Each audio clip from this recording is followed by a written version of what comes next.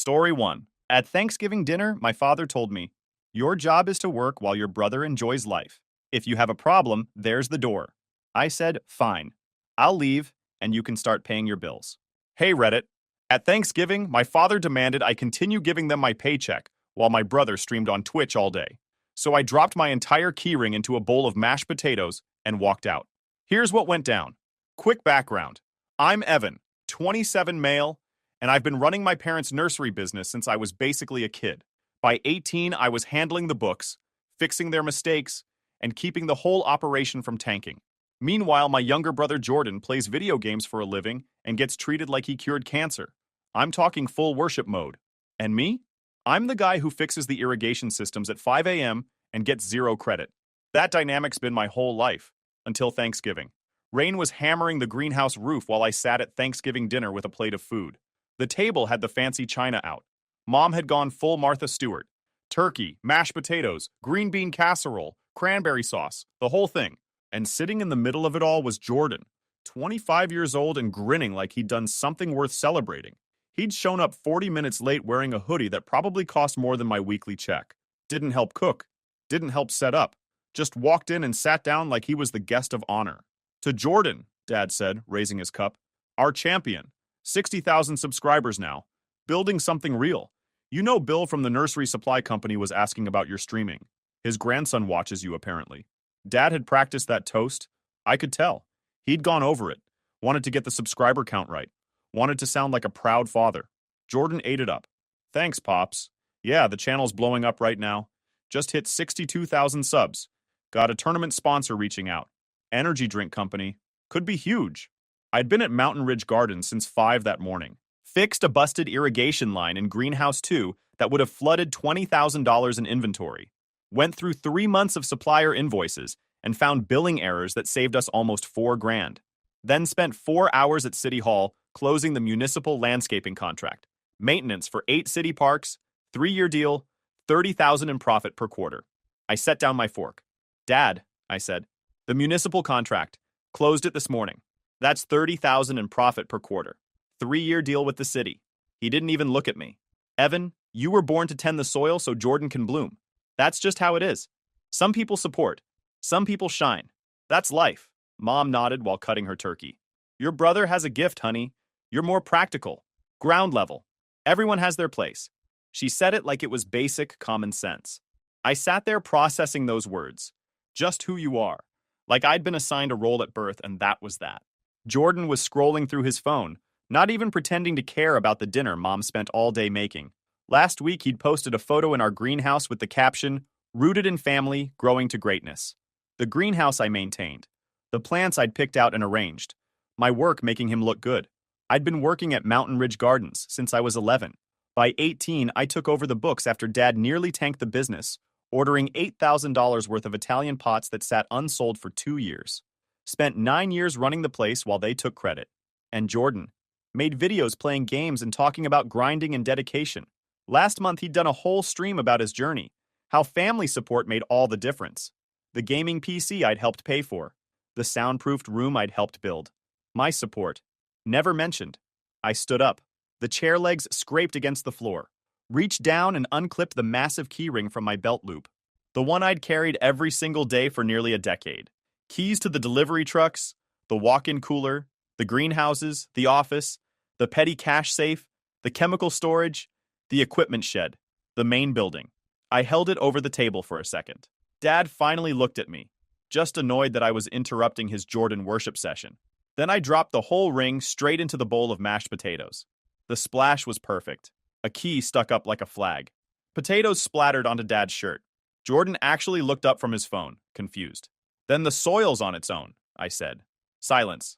Then Dad started, "What the heck was that?" "You heard me. You can start paying your own bills." I walked out, grabbed my jacket, left the greenhouse door wide open on my way out. I got in my truck. Rain pounding the windshield. Wipers going full speed but barely keeping up. 30 minutes later, I pulled into my studio apartment on the south side. 350 square feet of converted warehouse space I'd been secretly renting for 16 months. My parents thought I lived in their guest cottage.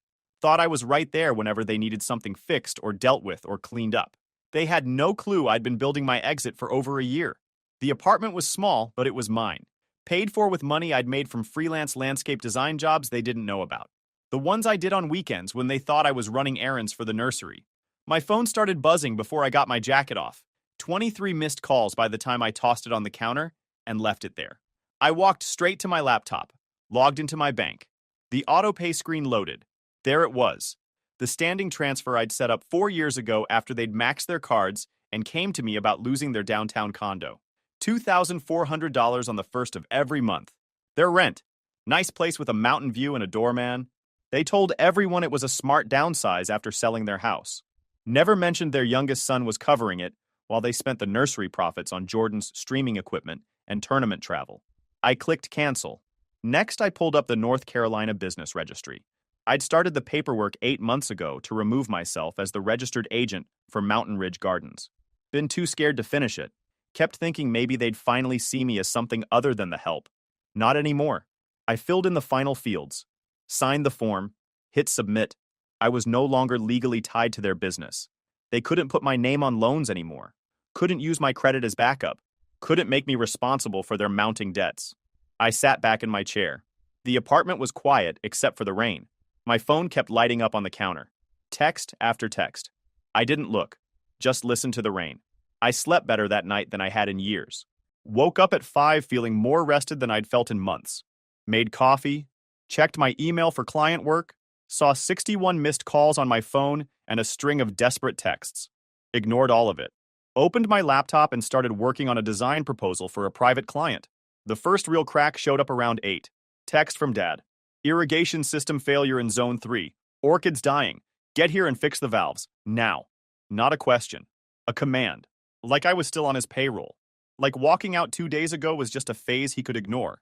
I knew exactly what was happening. The automated misting system I designed and installed 6 years ago needed daily checks and maintenance. Complex setup with solenoids, pressure regulators, moisture sensors for different plant zones. Without adjustments, the hard Asheville water would clog the nozzles within 2 days. The tropical section would go first. The Cattleyas, the Vandas, the Phalaenopsis. I drank my coffee, opened a CAD program, started sketching elevation plans for my client's property. Let the phone buzz. 30 minutes later, a photo came through. Close-up of a Vanda orchid, its deep purple petals brown and shriveled at the edges. Caption: Look what you're destroying. Thousands in inventory loss. Stop being childish and do your job. My job. Still thought he could just demand I come running back. Then Jordan's messages started rolling in. Bro, seriously. Dad's losing it. Mom's been crying in the kitchen for an hour. I've got a sponsored stream in 3 hours that I need to prep for. Can't focus with all this drama. Whatever your problem is, deal with it later. Come fix the water thing so I can work. Their business was dying. Their inventory was dying. And his concern was that the drama might mess with his gaming performance. The next text came 5 minutes later. Dude, seriously, this is my livelihood. You're killing my career right now. At least think about someone other than yourself for once. The old me would have caved right there. Would have driven over and spent 8 hours fixing valves and recalibrating sensors while they stood around complaining that I'd let things get this bad. While Jordan streamed from the guest cottage I'd helped soundproof, making money from followers who thought his parents were so supportive. The old me died on Thanksgiving. I took screenshots of every text, every demand, every guilt trip, saved them all. Then I put my phone on silent, laced up my running shoes, and went for a 10-mile run in the rain. Ran until my legs burned and my lungs hurt, and all I could think about was feet hitting pavement. When I got back 2 hours later, there were 47 new messages. The desperation was ramping up fast. Dad called me ungrateful, selfish, a disgrace to the family name. Mom said I was breaking her heart, that she'd raised me better than this. Jordan said I was sabotaging his career, and he'd never forgive me for this level of betrayal, that I was jealous of his success. Not one acknowledged what they'd said at dinner. It was all about what I could fix for them, what I was supposed to do to make their lives comfortable again. That night, I pulled out the old shoebox from my closet, the one I'd been avoiding for years. It was full of birthday cards and letters from my grandfather before he died when I was 23. Dad's father. He'd been the only one who ever really saw me instead of what I could do. There was a card in there from my 21st birthday. Evan, you've got a gift for making things grow. Don't let anyone convince you that gift exists to serve their garden instead of building your own. Some people are takers. They'll drain you dry and call it love. Real love wants to see you succeed on your own. I'd read it dozens of times, but never really got it until now. He'd seen exactly what my parents were doing, seen them grooming me to be the engine while Jordan got to be the show car. He'd tried to warn me. I taped that card to my refrigerator with a magnet, a reminder, a blessing from the only person who'd ever been fully on my side. My phone lit up again. This time it was my Aunt Janet, Dad's older sister. She'd been cut off from the family since 2017 when she called Dad a parasitic narcissist at a Christmas party. I didn't stay in touch with her after that. Didn't want to cause more family drama. She'd texted, "Heard you finally grew a spine. Good. Call me when you're ready to hear the whole story." I stared at that message for a long time. The whole story. What story? I called her. She answered on the first ring. "Took you long enough," she said. "When can you meet?" We met the next morning at a diner off the highway. Janet was already there when I arrived, sitting in a back booth with a cardboard file box on the seat next to her. She looked older than I remembered. Gray streaks in her hair she didn't bother covering, tired eyes that had seen enough family garbage to fill a book. But when she saw me, she smiled. "You look different," she said, as I slid into the booth across from her. "Better." I left, I told her. "Cut them off." "Good. Should have done it years ago." She pushed the file box toward me. "Saved this from your grandfather's house. Your dad wanted to trash it all. Called it clutter. But I read through it first." "What is it?" "Evidence that they've been planning this." I opened the box. It was full of documents. Tax returns from the early 2000s. Old receipts. Business ledgers. But underneath everything was a heavy accordion folder.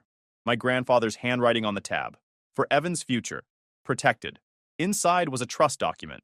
Legal, notarized, official. Set up in 2016. Amount $175,000. Beneficiary Evan Michael Doyle. Access granted at age 25. My hands started shaking as I read it. That money would have changed everything. Would have paid off my student loans. Would have bought land, equipment, a truck that didn't need constant repairs. Freedom. The ability to start my own landscaping business without being crushed by startup costs or having to scrape together capital while working 80-hour weeks. Then I saw the next page. The withdrawal record. March 2nd, 2020. Complete liquidation. Wire transfer to an account in Nevada. And at the bottom, on the signature line, was my name. But it wasn't my signature. The letters were too loopy. My handwriting was straightforward. Practical. This was someone trying to be fancy. It looked exactly like my mother's handwriting. The same way she signed greeting cards and grocery lists. I stared at the date. March 2020. That was when Jordan moved to Las Vegas. When he rented a penthouse near the Strip to be closer to the esports scene. Said he needed to be where the action was. Where the connections happened. When he bought his top-tier streaming setup, dual monitors, professional lighting, green screen, the works. When he hired a brand manager and a video editor for his content. When he leased a BMW to drive around Vegas for his Instagram. Posted photos of it constantly with captions about grinding and success. They'd told me he won a gaming tournament. 5-figure prize. Said he was finally making it. Making real money. They'd even shown me the check he'd posted online. Proud parents sharing their son's success. Never mentioned where the seed money came from. Never mentioned the trust fund.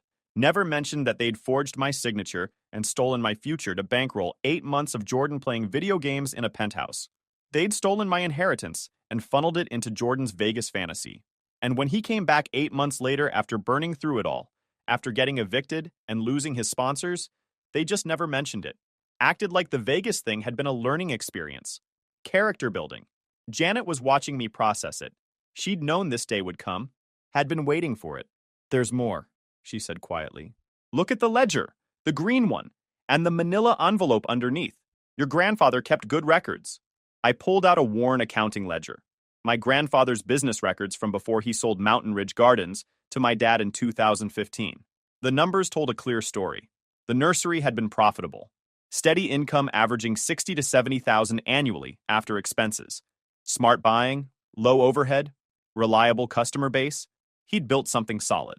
Then I looked at the ledger underneath it. My dad's records from 2016 onward. Red ink everywhere. Massive overspending on imported Italian pots that nobody in Asheville wanted. Leasing 3 delivery vehicles when we only needed 1.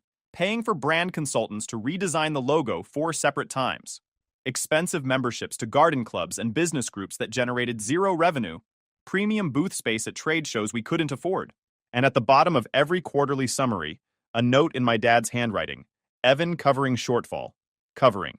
Like I was an insurance policy he could claim against whenever his decisions went sideways. Q2 2017. Evan covering $8,200. Q4 2018. Evan covering $12,500. On and on. Thousands of dollars per quarter. My money, my work, covering their lifestyle. I pulled out the manila envelope. Inside were bank statements from an account I'd never seen. My parents' personal savings from 2016 to 2018.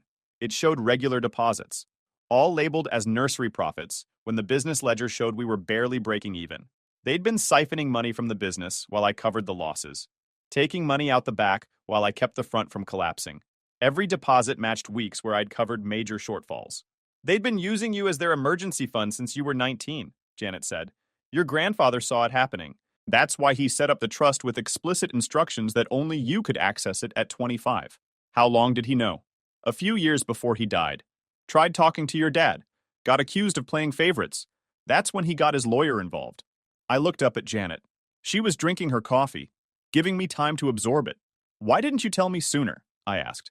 Would you have believed me? 2 years ago? 3? You were still trying to earn their approval. If I'd told you then, you would have defended them, made excuses, convinced yourself I was the bitter sister causing drama. She was right. But now, she continued, you're ready. You know what they are. Now, you can do something about it. I pulled out my phone, took photos of everything. Then I called the Asheville Police Department. I'd like to report a theft, I said. Grand larceny and forgery. I have all the documentation, and I know exactly who did it. Janet smiled, satisfied, like watching a long overdue correction finally happen. Burn it all down, she said. At the police station, I sat in an interview room with the detective, a woman in her early 40s. I laid out the documents on the metal table, the trust, the forged signature, the bank records, the business ledgers, everything organized and labeled like I was presenting a case. She studied each document, made notes. When she got to the signature comparison, she pulled out a magnifying loupe from her desk drawer and examined it under the fluorescent light for a solid minute. This is clear forgery, she said. The hesitation marks. Different letter formation. See the E? That's not your hand? I showed her photos of my mother's cards and notes. She compared them. The match was obvious. Solid forensic evidence, she said. Combined with the timeline and where the money went, we have enough. Class C felony. Grand larceny. Forgery. Your mother's looking at prison time. Good, I said. You understand what you're doing? She asked. Once we file charges, there's no walking this back. You need to be sure. I understand they forged my signature and stole my inheritance, I said. I'm sure. She nodded. I'll need documentation. Anything showing pattern and motive. I've got years of it. Bank records, texts, emails. Get me everything. We'll bring them in for questioning. I left the station. My phone was still blowing up. 73 missed calls. Dad's messages had shifted from angry to pleading. Mom kept sending crying emojis. Jordan sent a voice memo I didn't listen to. Then I got a call from an unknown number. I answered. Evan? It was Jordan. Different phone. Yeah. Bro, listen. I don't know what's going on with you and our parents, but you can't just ghost everyone. That's not how family works. We need to talk about this like adults. Man to man. I stayed quiet. Look, he continued. Dad said something messed up at dinner. I get it. But you can't just let mom and dad lose everything over some words. They're struggling. Like really struggling. The rent check bounced. They're about to be evicted. You're seriously going to let that happen? Yeah, I said. I am. Come on, man. We're blood. Family sticks together during hard times. That's what separates us from everyone else. Blood doesn't mean you get to steal from me, I said. You might want to ask mom and dad about March 2020, about where your Vegas money actually came from. Silence on his end. What are you talking about? The trust fund. Grandpa's trust fund. The $175,000 he left for me. The one mom forged my signature on to wire to your account for Vegas. That was a tournament prize, he said. But his voice had changed. Shaky. No, it was my inheritance. And they stole it. I hung up, blocked the new number, then blocked every number connected to them. The silence that followed was perfect. 5 days later, I was at work. I'd been with Asheville Landscape Design for 6 years, a job I'd kept completely separate from the family business. Nobody at work knew about Mountain Ridge Gardens or my complicated family situation. They just knew me as Evan, the landscape architect who specialized in native plant gardens. The firm was in a renovated brick building downtown, We were in the main conference room. Me, two senior partners, and three junior designers gathered around a drafting table reviewing plans for a residential terraced garden project in Biltmore Forest. High-end client, complex grading and drainage requirements. I was explaining why we needed specific native plant species for erosion control when the receptionist knocked on the open door. "Evan," she said, and I could hear the strain in her voice. "I'm so sorry to interrupt, but there are people in the lobby saying they're your parents. I explained you were in a meeting, but they're refusing to leave. They're being quite loud." The room went silent. 5 sets of eyes turned to me. My boss, Amanda, raised her eyebrows, clearly uncomfortable that personal drama was entering her workplace. "I'll handle it," I said. "My apologies for the interruption. 5 minutes." I took the stairs down to the lobby, and there they were, Dad and Mom, standing in the middle of the modern lobby like two homeless people who'd wandered in. They looked wrecked. Eviction had gone through 3 days ago. Dad's shirt was wrinkled, with visible stains that looked like coffee or maybe gravy. He hadn't shaved in over a week. Mom was wearing a coat too heavy for the climate-controlled building, clutching her purse with white knuckles.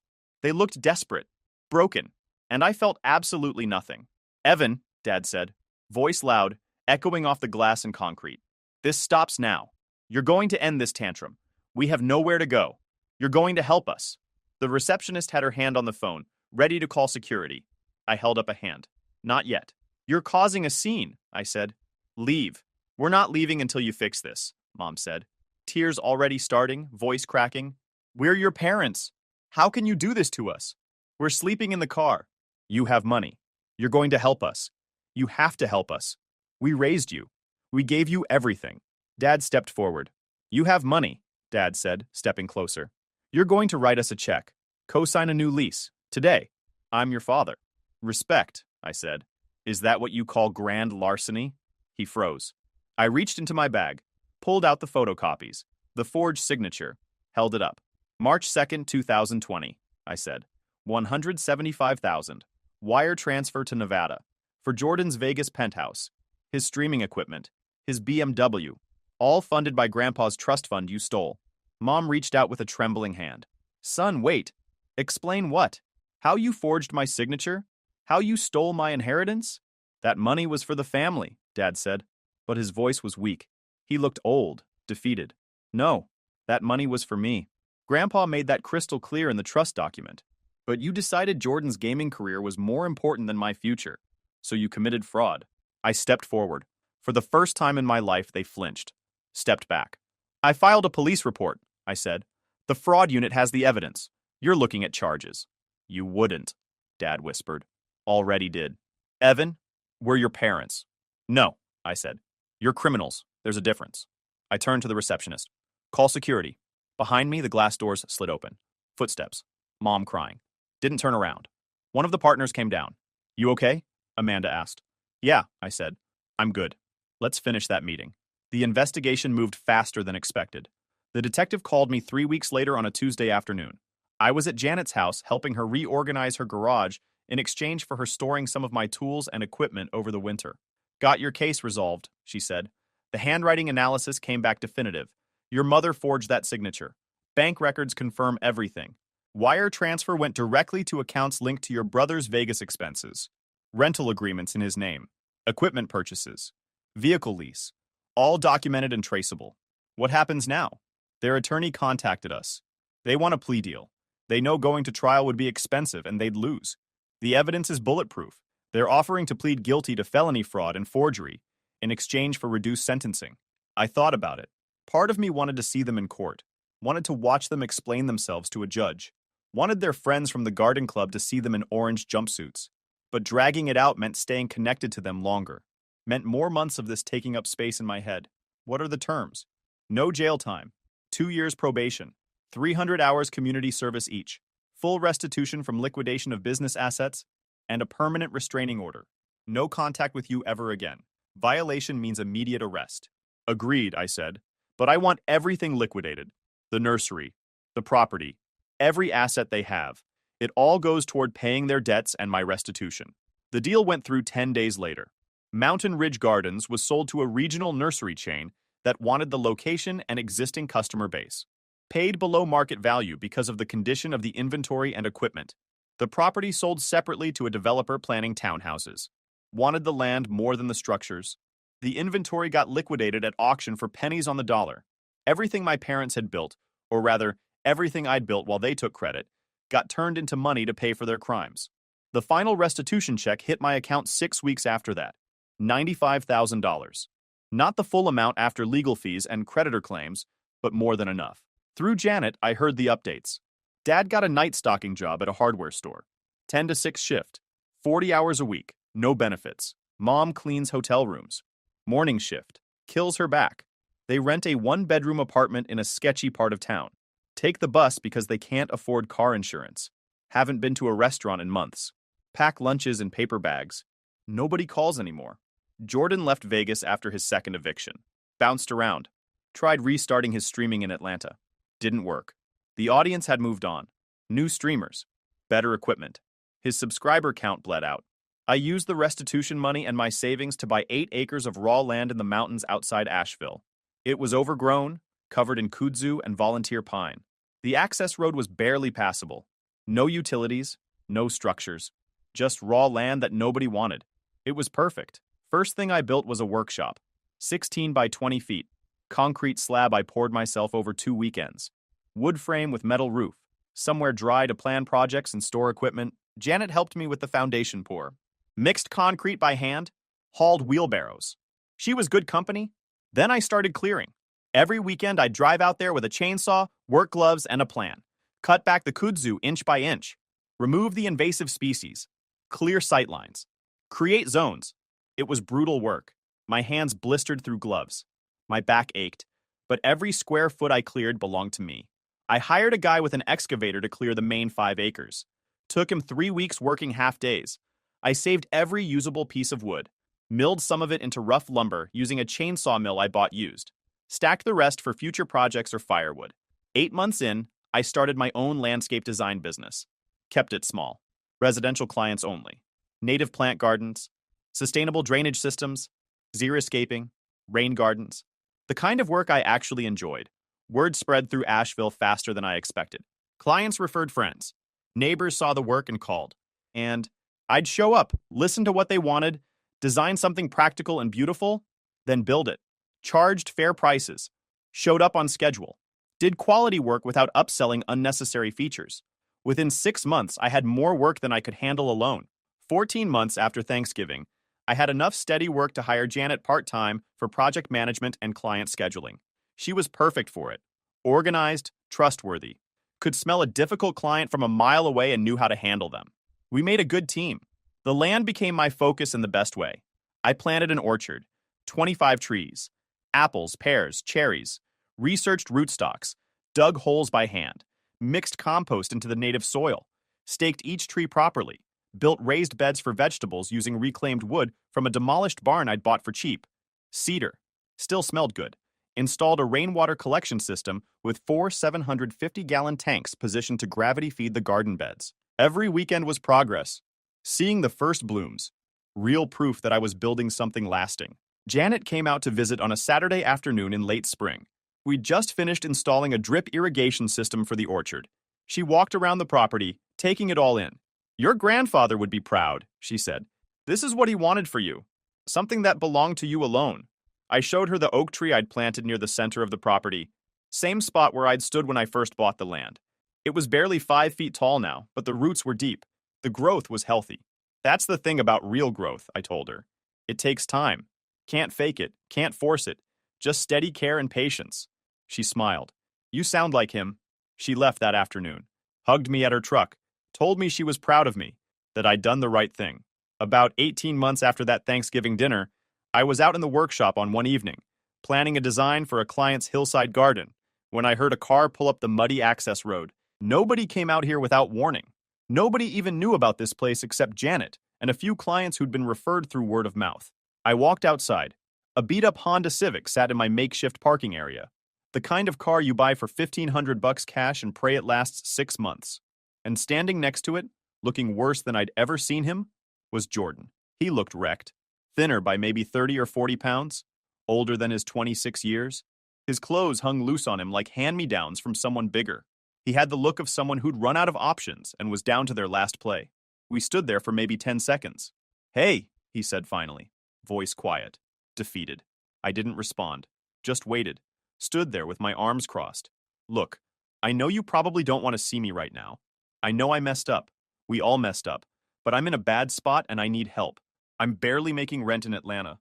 Lost my job at the call center last week. I've got maybe 2 weeks before I'm evicted and I don't have anywhere else to go. No friends I can crash with. No one who'll even return my calls. Mom and Dad are useless. They're barely surviving themselves." I leaned against my workshop door. Still didn't say anything. Just let the silence stretch. Let him fill it. Watched him squirm and shift his weight. "I know what they did," he continued. "All of it. I didn't know at the time. They told me it was a tournament prize. A cash payout from a sponsor who believed in me. I didn't find out until after you'd already filed charges, and Janet told me everything, when she explained what they'd done. I was shocked, man. I swear. That almost made me laugh. Shocked. Like he'd actually believed some random sponsor had dropped $175,000 on an unproven streamer with mediocre numbers. He'd taken it because it was convenient, because questioning it might have meant the party ended. "I'm asking you, as your brother, can you help me out? Few months, just until I get back on my feet. I can stay in your workshop, sleep on the floor. I don't need much. I'll work for you. Help with the landscaping business. Whatever you need. I just need one chance to rebuild. That's all I'm asking for." I watched him for a long moment, studied his face, looking for any sign he'd learned something, any hint that he understood what he'd been part of. All I saw was desperation wearing different clothes. "No," I said. "Come on, man. I'm your brother. Blood. That has to mean something. You can't just turn your back on blood. You were never my brother," I said. "You were a project they funded with my inheritance. Now the project failed and you want me to fund the restart. The answer is no. I drove 4 hours to find you. Used gas money I don't have. Should have saved it. Spent it on something useful, like a reality check. Evan, please. I'm literally begging you here. What I want," I said, "is for you to experience what it's like when nobody comes to save you. When there's no safety net, no backup plan, no free ride. You're 26 years old. You've never held a real job longer than 4 months. Never paid your own rent without someone covering it. Never faced actual consequences for your choices. Maybe this is what you need. So this is revenge?" "No," I said. "This is just me living my life without subsidizing yours. Big difference. You need to leave. Where am I supposed to go? Not my problem. Never was. You just thought it was. You're just going to let your own brother end up on the street? After growing up together? All those years mean nothing? Nobody came to save me either," I said. "Nobody stepped in when they were bleeding me dry. Nobody questioned it when I was working 80-hour weeks so you could play games. You want to talk about family? Family is a two-way street. You never drove on it. Welcome to adulthood."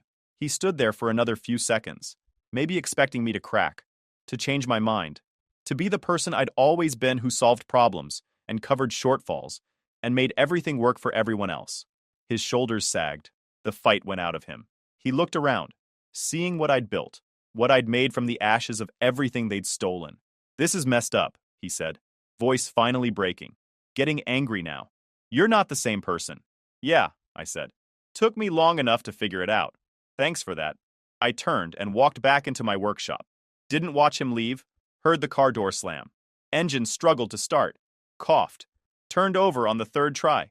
Tires spun in the mud, caught, fishtailed slightly, then found traction. The sound of his dying Honda disappearing down the access road. I sat down at my desk, looked at the design I'd been working on. Work for a client who'd paid a deposit on time and said thank you when I presented the concept. Something I'd never gotten at home. My phone was silent. My land was mine. My future was mine. Built on work I chose to do for people who respected it. Outside, the sun was setting over the mountains. Orange and purple sky burning. The oak tree I'd planted was silhouetted against it. Still growing. Taking its time. Strong roots going deeper every season. My workshop, my trees, my orchard, my greenhouse, my life. I turned back to my work and kept building. If you enjoyed this video, please hit that subscribe button. It really helps the channel and help us bring you more and better stories. Thanks. Story 2. Mom said, "We changed all the locks on the front door and also the gate code. We no longer trust you." Like she just outsmarted me in some family spy movie. I replied, "Noted. Clever. But you forgot one thing. Then I canceled the $2,100 mortgage I'd still been paying, even after they decided my sister deserved the house. 2 days later, they're texting, "We have a problem." Long-time lurker, first-time poster. This happened over the past few years, but just reached its conclusion a few months ago. Buckle up because this is a wild ride. Names changed for obvious reasons, but everything else is 100% true. I've got documentation for all of it. Sorry for the length, but trust me, you'll want to read every word of this insanity. All right, everyone, this story is going to be incredibly long, but I promise it's worth reading to the very end. The payoff is absolutely nuclear. I'm 31 years old, work as a project manager for a construction company in Denver, Colorado. I make about $95,000 annually, which isn't amazing money, but it's solid and reliable, especially since I don't have kids or a wife draining my bank account every month.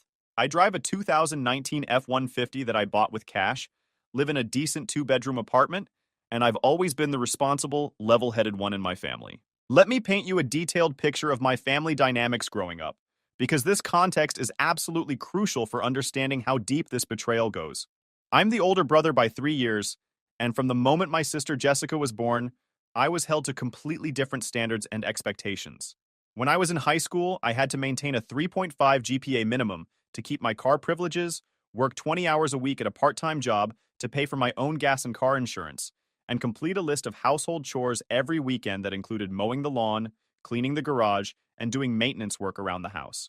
Meanwhile, Jessica received a brand new Camaro for her 17th birthday. Not used, not leased, but completely paid off and registered in her name, just for doing her best in school with a pathetic 2.8 GPA. She never had a job during high school, never paid for her own gas, never had any real responsibilities or consequences for her actions. When I graduated college with my degree in construction management, after 4 years of working part-time and taking out student loans to pay my own way, I received a handshake from my dad, and "We're proud of you, son," from my mom. That was it. No celebration, no party, no recognition of the achievement. When Jessica dropped out of community college after exactly 1 semester because the coursework was too stressful and she needed to focus on finding herself, my parents actually threw her a party. They called it a Finding Your Own Path in Life celebration and invited extended family members to congratulate her on her brave decision to follow her heart instead of societal expectations. I remember sitting in my apartment that night, eating leftover pizza, and thinking about how backward everything was in my family. Success was ignored, failure was celebrated, responsibility was expected from me, but never from her. Jessica is now 28 and has always been what people politely call a free spirit, and what I'd honestly describe as a complete train wreck who thinks her existence alone entitles her to everything she wants. She got pregnant at 20 by some random guy she'd been dating for about 2 months who completely disappeared the moment she told him the news. Then she somehow managed to get pregnant again at 23 by a different loser, who also vanished into thin air when reality and responsibility came knocking. Now she has 2 kids, Braxton, who's 10, and Kylie, who's 7, and has never held a steady job for more than 8 months in her entire adult life. Every workplace is apparently toxic, every boss is unreasonable, and she constantly needs flexibility for the children, which basically means she wants to work whenever she feels like it and get paid regardless of her actual contribution or attendance. Here's the thing that really gets under my skin and has been building resentment for years. My parents have always treated Jessica like she could do absolutely no wrong, while simultaneously expecting me to be the family solution to every single problem that arose. Growing up, whenever Jessica wanted something expensive that my parents couldn't afford, they'd drop hints that I should help out since I was doing so well financially, and family members support each other. When she had her first kid at 20 and suddenly needed money for baby supplies, cribs, strollers, diapers, and everything else that comes with an unplanned pregnancy, guess who got the phone call asking for temporary assistance? When her piece of junk car broke down every few months, when she couldn't make her rent payments, when she needed groceries because she'd spent her food stamps on other things, every single time without exception, they'd call me with some variation of family helps family in times of need. And like an absolute moron who thought he was being a good son and brother, I always said yes, every single time, because I genuinely believed that's what you do for family members. I thought that eventually they'd appreciate the sacrifices I was making, acknowledge what I was doing for them, maybe even say thank you once in a while and show some basic gratitude for the financial support. I was wrong about literally everything. They never saw it as sacrifice or generosity. They saw it as obligation and entitlement. The real mess that would define the next 4 years of my life started about 5 years ago when my parents were facing eviction from their rental house. My dad had been laid off from his warehouse supervisor position and was too proud and stubborn to take anything he considered beneath his status. He'd turned down multiple job offers because they didn't pay enough or weren't management level positions. My mom worked part-time as a receptionist at a dental office, making about $1,200 per month, but her income wasn't even close to enough to cover their $1,600 monthly rent, let alone utilities, food, and other basic expenses. Jessica was living with them at the time with both of her kids, contributing exactly $0 to household expenses because she claimed she was saving up for her own apartment, and argued that helping with childcare was her financial contribution to the household. This was complete garbage since my mom was actually doing most of the real childcare, while Jessica spent her days sleeping until noon, posting on Instagram and TikTok, and spending her government assistance money on fake eyelashes, cheap designer knockoff clothes, and whatever other nonsense caught her attention that week. That's when I had what I thought at the time was a brilliant solution to everyone's problems. I had excellent credit built up over years of responsible financial behavior, a stable income with regular raises and good job security, and had been pre-approved for a pretty substantial mortgage amount by my bank. Why not buy a house where they could all live comfortably, and they could pay me reasonable rent instead of throwing money away to some random landlord every month? I'd build equity in real estate, they'd have long-term housing security and stability, and everyone would benefit from the arrangement. This decision would turn out to be the biggest financial and emotional mistake of my entire adult life. I spent about 3 months seriously house hunting, and finally found a really nice 4-bedroom, 2.5-bathroom house in a solid suburban neighborhood, about 20 minutes from downtown. Nothing extravagant or fancy, but it was in an excellent school district for the kids, a safe area with low crime rates, and had a decent-sized yard for them to enjoy. The purchase price was $285,000, and after putting down 20% to avoid PMI, my monthly mortgage payment worked out to exactly $2,100, including property taxes and homeowners insurance. The financial arrangement we agreed on seemed completely straightforward and fair to everyone involved. My dad would contribute $800 monthly, Jessica would pay $700 for her and the 2 kids, and I'd cover the remaining $600 since I'd be the one building equity in the property and benefiting from any future appreciation in home value. It seemed like a reasonable split that took into account everyone's financial situation and contribution to the household. Month 1. We're still in the process of settling in and getting organized. Can you give us just 1 month to get our finances sorted out and figure out our budget? Month 2. Jessica's transmission completely went out, and we had to get that emergency repair taken care of first before we could start making rent payments. Month 3. The kids needed school clothes and supplies for the new semester, plus Braxton needed new shoes. We'll definitely start paying our share next month. I'm sure you can see the obvious pattern developing here.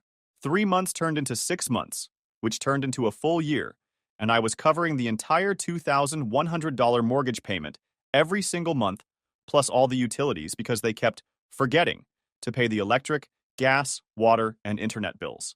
Meanwhile, Jessica's social media presence was a constant stream of shopping hauls, restaurant check-ins, salon appointments, and lifestyle content that clearly showed she had money to spend on non-essential items.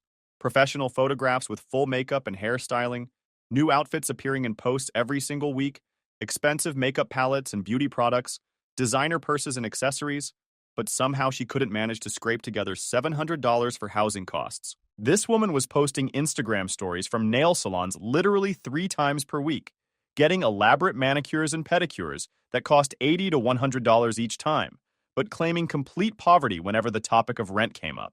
But here's what really started to irritate me, and should have been my first major red flag. Jessica began referring to the property as her house when talking to people outside the family.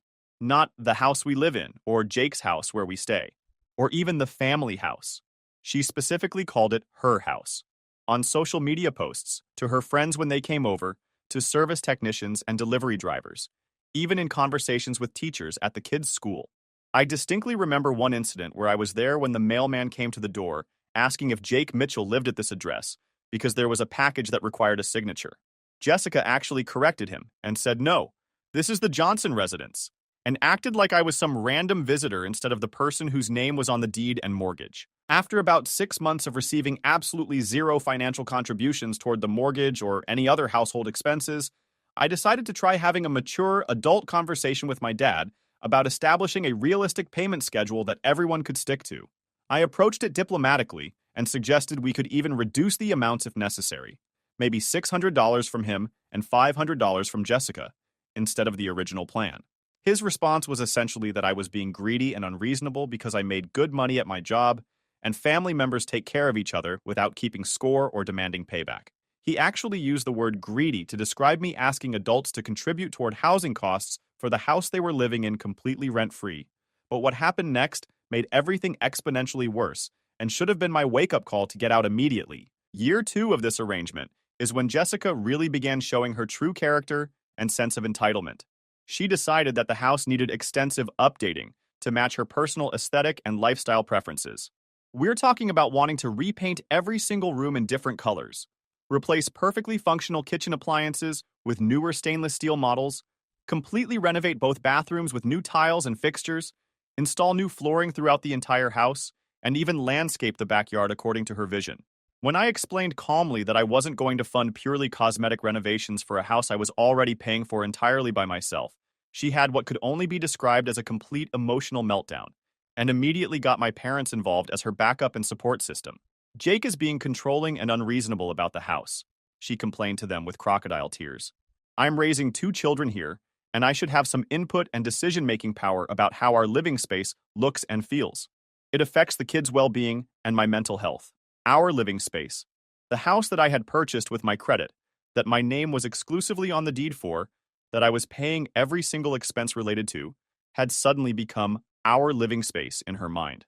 Then came what felt like an endless parade of manufactured emergencies that somehow always required my immediate financial intervention and problem solving.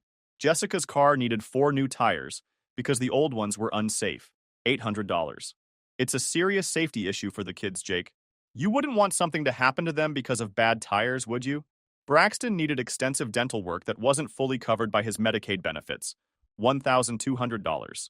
You wouldn't want your nephew to have permanent dental problems and be embarrassed about his smile, would you? The central air conditioning unit completely failed during the middle of summer, $3,500 for emergency replacement. We absolutely cannot have the children living in a house without air conditioning during this heat wave. The water heater started leaking and needed immediate replacement, $1,100. We can't live without hot water, especially with 2 kids who need daily baths. Every single expense, regardless of how large or small, somehow became my responsibility to handle immediately. And whenever I would hesitate, ask questions about the necessity or cost, or suggest getting multiple quotes, I'd get intense guilt trips about not caring about family, or having more money than you know what to do with, so why are you being stingy? The absolute worst part of this entire dynamic was how Jessica started treating me whenever I'd come over to check on the property or handle maintenance issues. Instead of greeting me like a brother who was making enormous sacrifices for her benefit, she'd immediately present me with a detailed list of maintenance issues and demands, like I was some kind of hired handyman, rather than a family member who was subsidizing her entire lifestyle. Oh, perfect timing, Jake, you're here. The kitchen faucet has been dripping for 3 days, and it's really annoying. Also, the back gate is squeaking loudly and the kids can't open it properly by themselves. And we're running low on groceries again. Can you pick up some stuff at the store on your way over next time?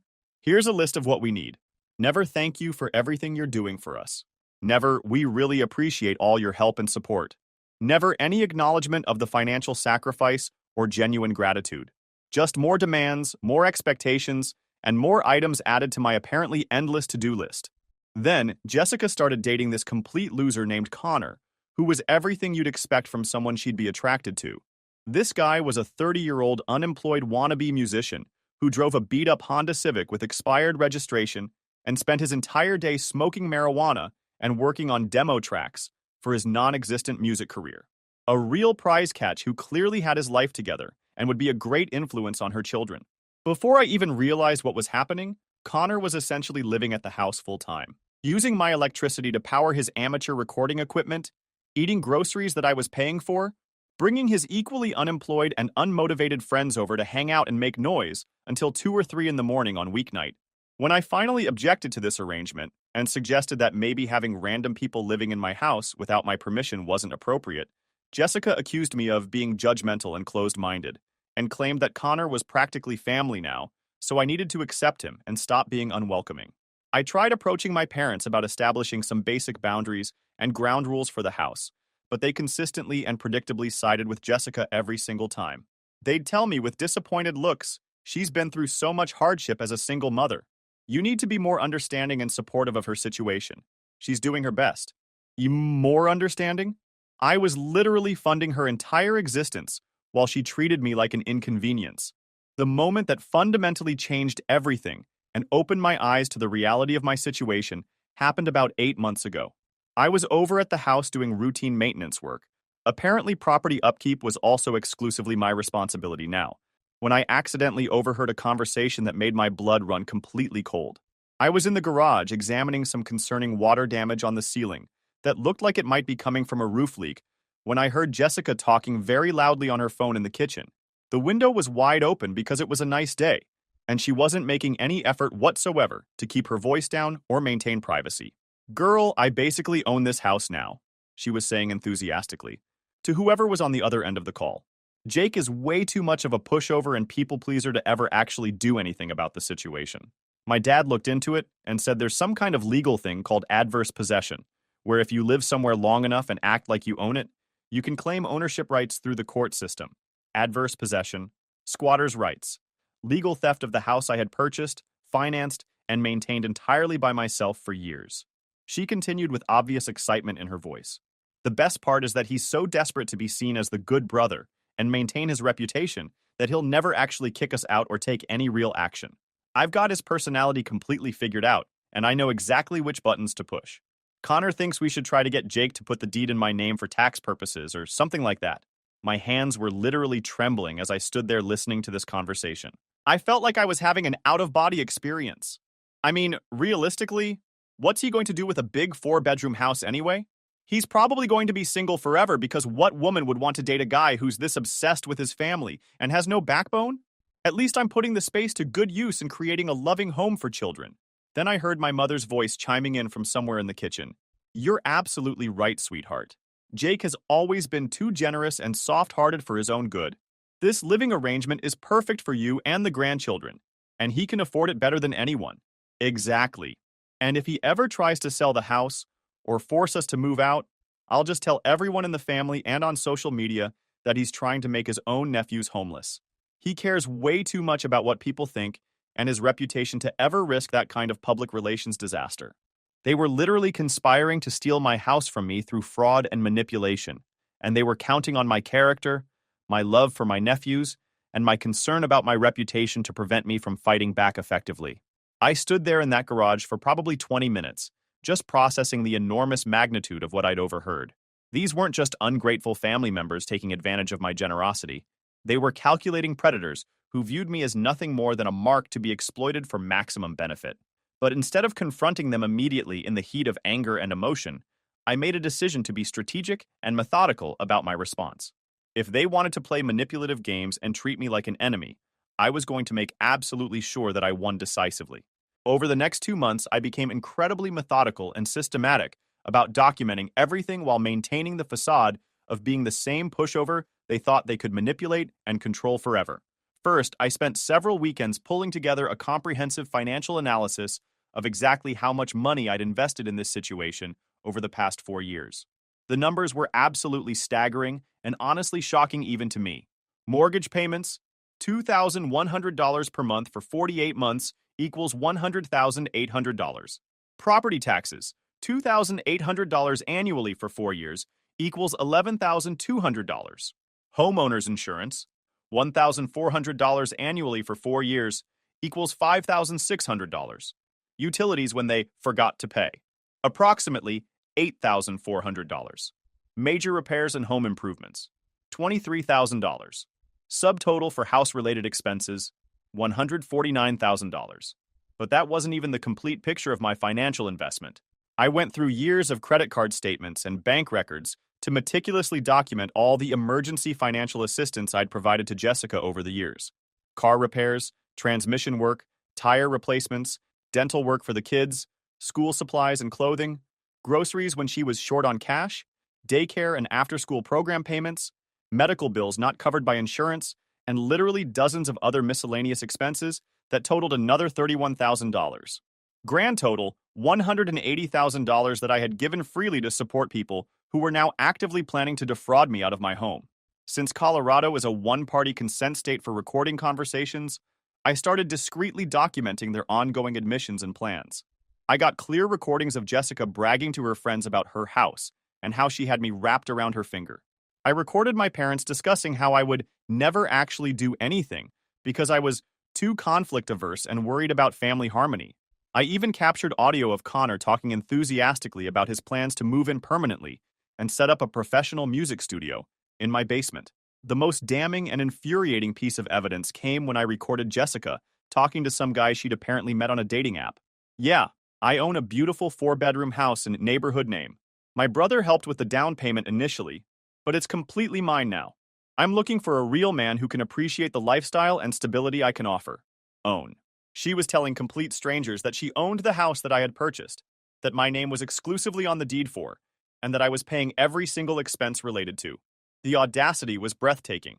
I also discovered through casual conversation with my cousin that Jessica had been telling people at Braxton School that she was a successful real estate investor, and that I was her business partner who handled the boring technical financial aspects of her property investment portfolio. She had even volunteered to host a major PTA fundraising event at her house and was planning to charge admission. But the discovery that made me realize I was dealing with actual criminals rather than just ungrateful family members came when I decided to check my credit report and found an inquiry for a home equity line of credit application on my house. Someone had submitted paperwork to borrow $50,000 against my property without my knowledge or consent. The application had been denied because it required my signature as the legal owner. But Jessica had literally attempted to take out a loan secured by a house she had absolutely no legal claim to whatsoever. That's when I fully understood that this situation had moved far beyond ungrateful family members taking advantage of my generosity. I was dealing with people who were actively committing fraud and theft, and they felt completely confident that I was too weak, too family-oriented, and too concerned about my reputation to stop them effectively. I spent several weeks planning my response with the same level of attention to detail and strategic thinking that I bring to managing major construction projects. This was going to require perfect timing, flawless execution, and maximum impact to be truly effective. First, I quietly consulted with a real estate agent to get a current market analysis of the house. The good news was that it had appreciated significantly to approximately $320,000 in value, so at least my investment had grown substantially despite the family drama. I also started documenting their continued admissions and criminal planning. I visited the house more frequently, always with my phone discreetly recording conversations. I collected extensive evidence of Jessica repeatedly referring to it as her house, my parents casually discussing squatters' rights and adverse possession, and various conversations about specific strategies to get me to sign over the deed or transfer ownership. But I needed the perfect opportunity to reveal everything in a way that would create maximum impact and completely destroy their credibility with extended family and mutual friends. That perfect opportunity presented itself when Jessica announced on social media that she was throwing a housewarming party to celebrate Connor moving in officially as her live-in boyfriend. A housewarming party, at my house, for her unemployed boyfriend, without consulting me, asking my permission, or even bothering to invite me to the event. The Facebook event page said, "Come celebrate Connor and Jessica in their beautiful home," with multiple professional quality photos of my house posted as the background images. She had invited over 50 people, including all our extended family members, her co-workers, school friends, neighbors, and random acquaintances. The event description talked about touring our home and celebrating this next chapter in our lives together. That's when I knew exactly how I was going to handle this situation and deliver the most devastating revelation possible. On the day of the party, I showed up exactly 30 minutes after the stated start time, when the event would be in full swing. Jessica looked genuinely shocked and annoyed to see me, as if I was some uninvited crasher showing up to ruin her special celebration. "Jake, what are you doing here?" she asked with obvious irritation and panic in her voice. "I just wanted to see everyone and maybe share some interesting information," I replied, with the calmest, most pleasant tone I could manage. Before she could object or try to redirect the conversation, I grabbed an empty soda bottle from a nearby table and tapped it with a butter knife to get everyone's undivided attention. "Hey everyone! Thanks for coming out to celebrate Jessica and Connor!" I began with the biggest, most genuine smile I could manage.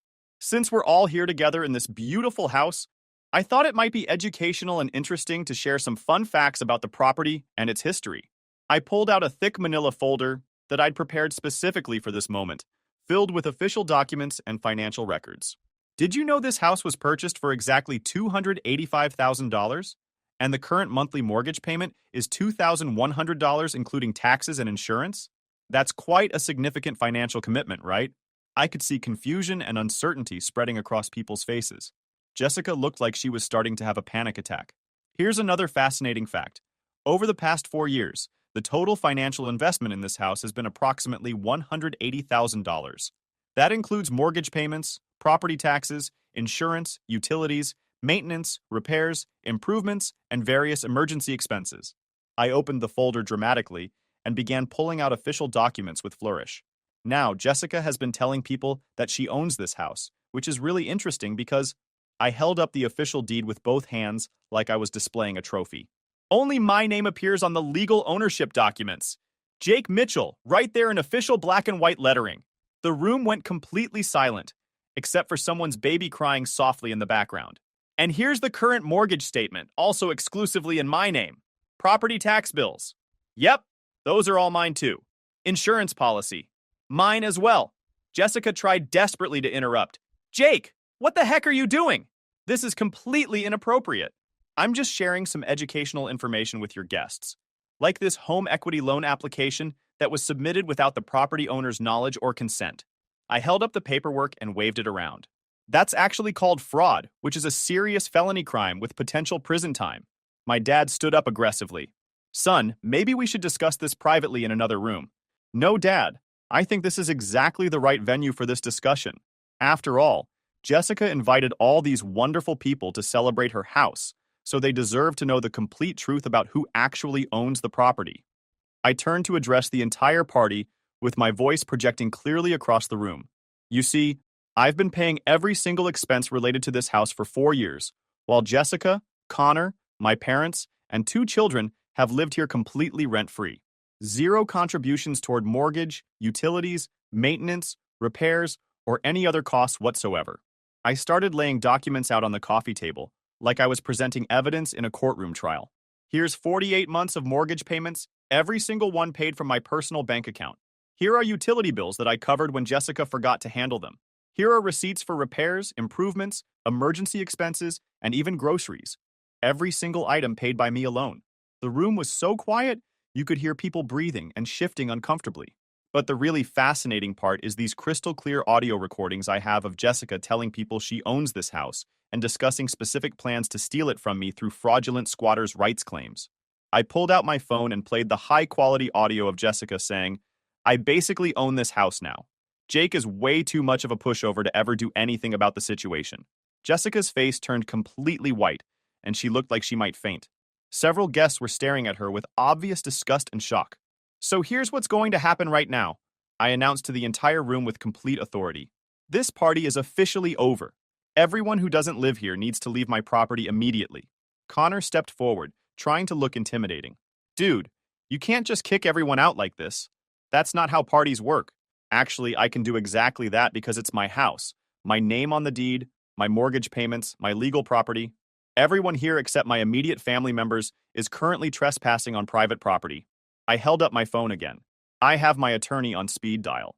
Anyone who isn't related to me by blood has exactly 5 minutes to leave voluntarily, or I'm making a phone call that will result in police officers arriving to escort you off the premises. People started filing out rapidly. Nobody wanted to get caught up in what was clearly about to become a major family conflict with serious legal implications. Once only family remained in the house, I turned to Jessica with the calmest, steadiest voice I could manage. You have exactly 30 days to find alternative living arrangements. All of you. That's more generous than the law requires. Jessica completely lost control and started screaming about how I couldn't evict children, how I was destroying the family over money, how she had legal rights as a long-term resident with children involved. What specific legal rights would those be? I asked calmly. You've never paid anything toward this house. You're not on the deed, not on the mortgage, not on any lease agreement or rental contract.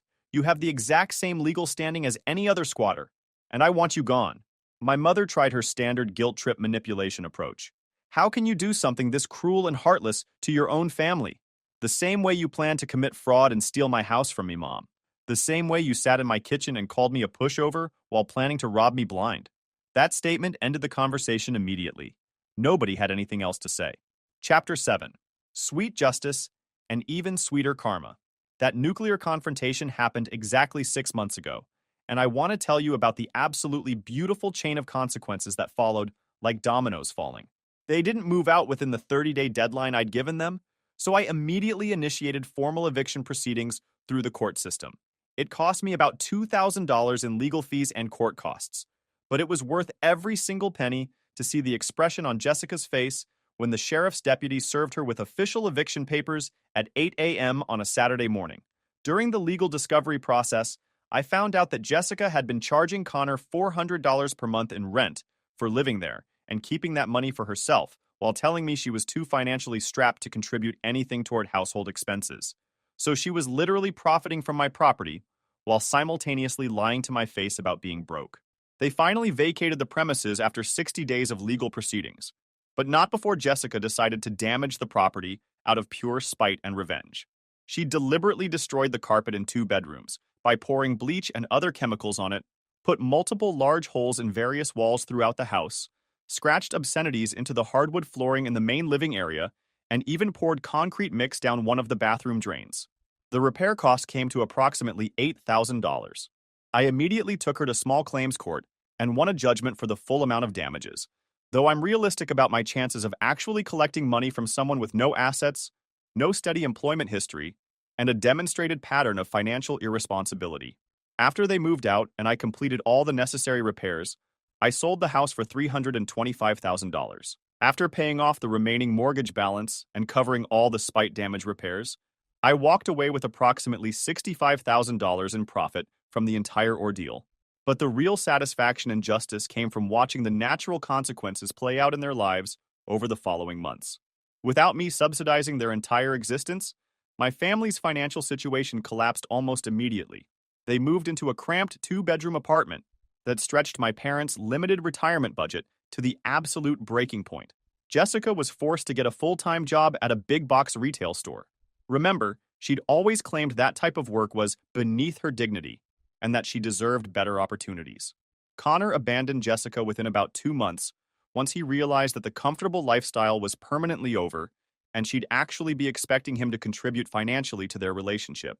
Turns out he was only interested in her when she came with free housing, utilities, and groceries. My dad had to come out of retirement at age 67 and take a physically demanding job at a home improvement store because their household income couldn't cover basic living expenses without my monthly contributions.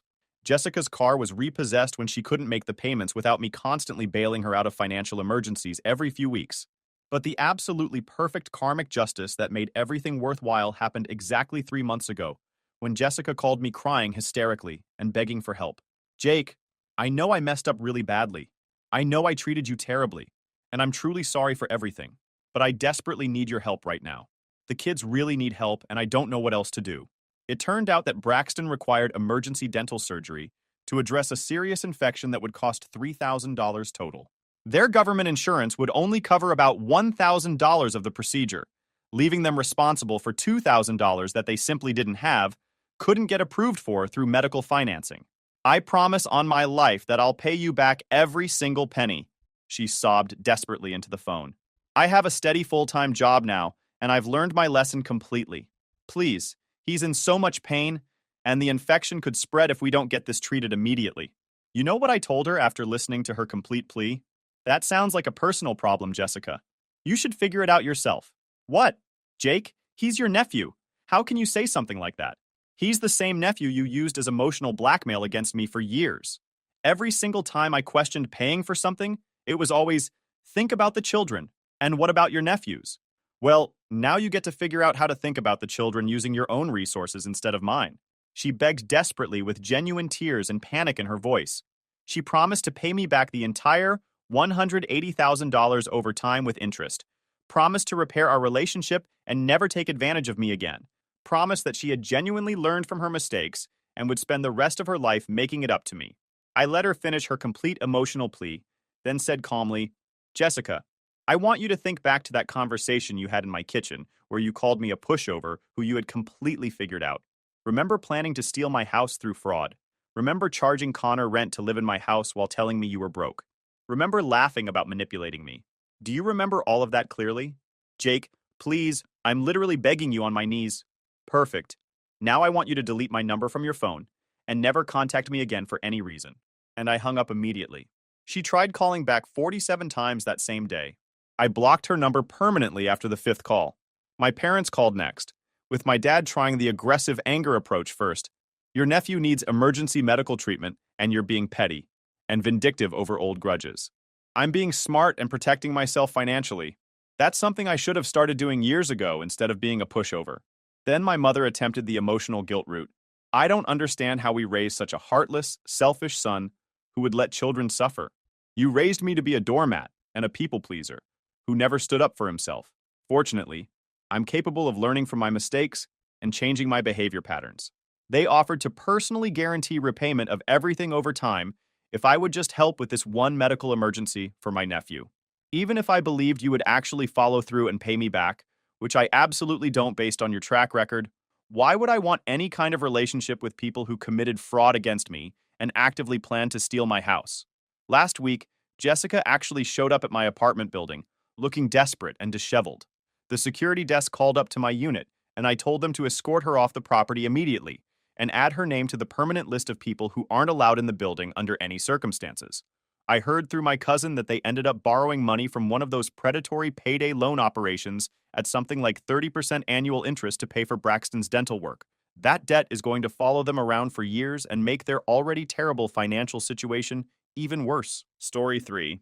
My family told me to stay out of sight during their anniversary party. So I booked a vacation, and when the event fell apart, they came begging me to return. Family treated me like garbage for years, while spoiling my materialistic sister and her wannabe husband. I quietly built a real estate empire, then systematically destroyed their fake lifestyle when they crossed the final line. The ending will blow your mind.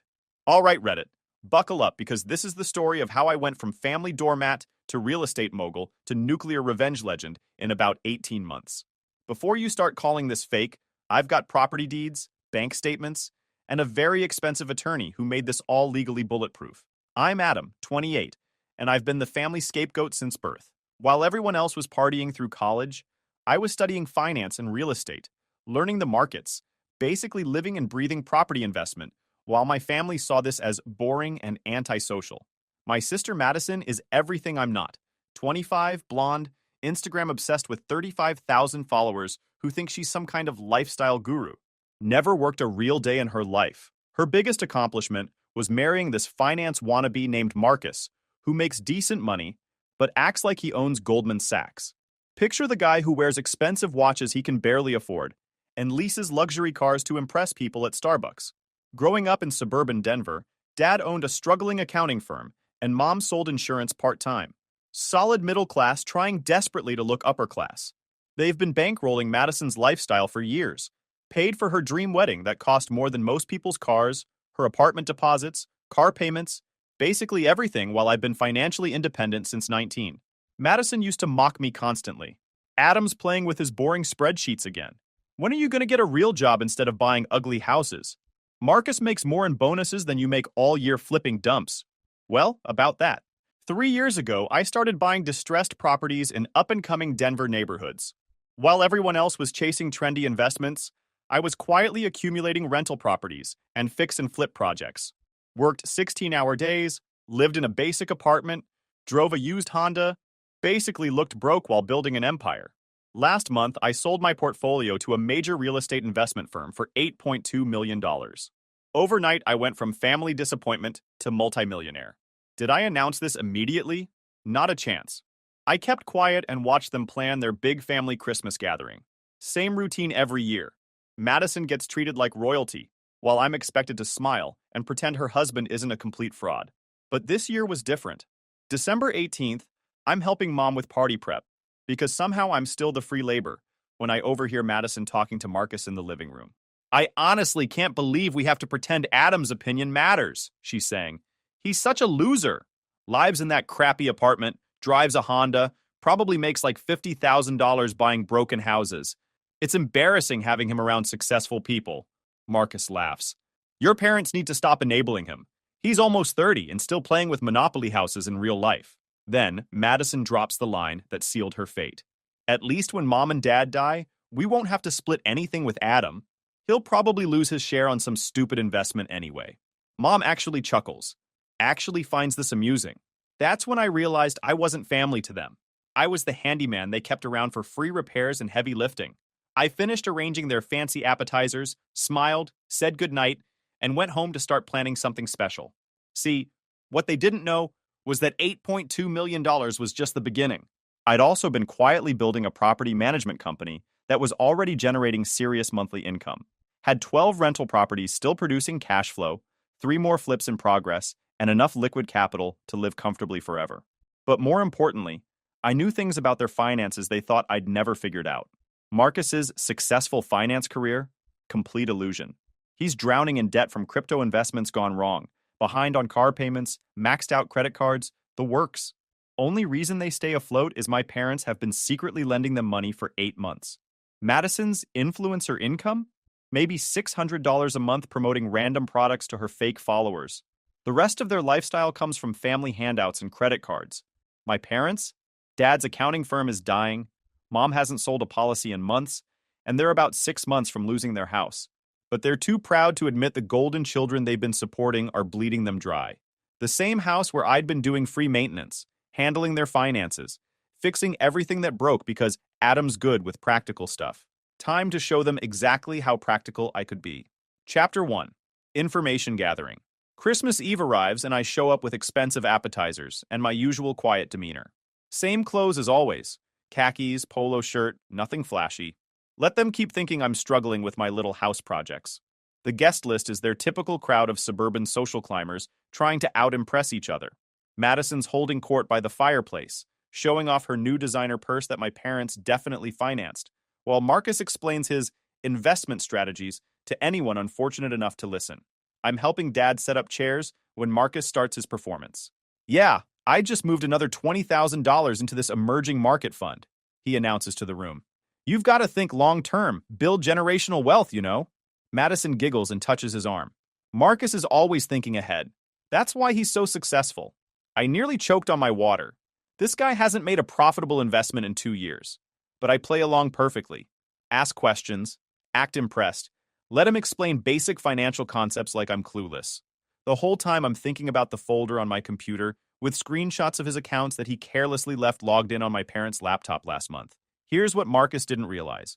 When you ask me to help fix the computer and leave your financial accounts open, I see everything. His portfolio is down 73% from peak. Credit card debt across 7 cards totaling $52,000. 3 months behind on his BMW lease. 2 months behind on rent. But he's standing there acting like Warren Buffett. Around 9 p.m., Madison corners me in Dad's office. She's had enough sparkling cider to get nasty. So, Adam, still playing with your little fixer-upper houses? Just working, I reply. She rolls her eyes dramatically. When are you going to get serious about life? Marcus and I are looking at houses in Cherry Creek. Real estate's actually a good investment when you do it right, you know? Maybe you should think bigger than rundown rentals. I nod like she's sharing profound wisdom. Cherry Creek's pretty expensive though, right? Not when you're actually successful, she snaps. Some people plan for the future instead of living in delusion. Rich words from someone whose biggest life decision was choosing Instagram filters. Speaking of planning, I say casually, how's Marcus's portfolio performing? He seems really confident about his strategy. Her face lights up like Christmas morning. Amazing. He's basically a genius with investments. Made so much money this year, it's insane. I just smile and nod. Poor girl has no clue her husband's about to lose everything. The party ends around 11 p.m. I help clean up, say my polite goodbyes, drive home. But instead of sleeping, I spend the next 6 hours doing deep research. I wasn't just planning to embarrass them. I was planning to systematically dismantle their entire fake lifestyle. And I had the tools to do it. First, Marcus's social media. This guy posts everything.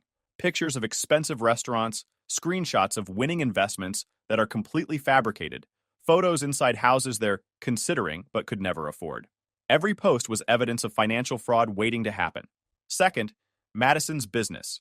I analyzed her Instagram engagement, her sponsorship contracts, her actual income reports. She's been lying to my parents about her earnings, claiming $4,000 monthly when she's making maybe $400. The rest of their lifestyle comes from family money. Third, the big discovery: Dad's business records. He'd asked me to organize his computer files last year, giving me access to everything. Revenue down 45%, 5 major clients lost, new business practically non-existent. He's been hiding the failure from Mom, but the firm is essentially bankrupt. But here's the beautiful part. I also found something that made me smile in a way that would have scared small children. Dad had a life insurance policy worth $750,000. Guess who was the primary beneficiary until 2 months ago? Me. Guess who it got changed to? Madison. That's when I knew this wasn't just about holiday disrespect. They'd been planning to cut me out completely, probably figuring I'd never amount to anything worthwhile. Time to show them what a costly mistake looks like. Chapter 2. Setting the Trap. January arrives and I begin phase 1 of my plan. I create a fake social media profile, generic finance enthusiast aesthetic, stock photos of success, motivational quotes about building wealth and financial freedom. Nothing flashy, just credible enough to catch Marcus's attention. I start engaging with his posts, asking for advice, treating him like a financial guru. Within days, he's messaging me privately, offering to mentor me on investment strategies. This is crucial context. Marcus desperately needs to feel superior to everyone. He's not actually successful, but he needs people to believe he is. When some stranger starts treating him like an expert, he absolutely loves it. "You seem like someone who gets it," he messages me. Most people don't understand the mindset required for real wealth building. I play the eager student perfectly. Ask about his strategies, his biggest wins, how he got started. He eats it up completely. Within 2 weeks, he's pitching me on an exclusive opportunity he's developing.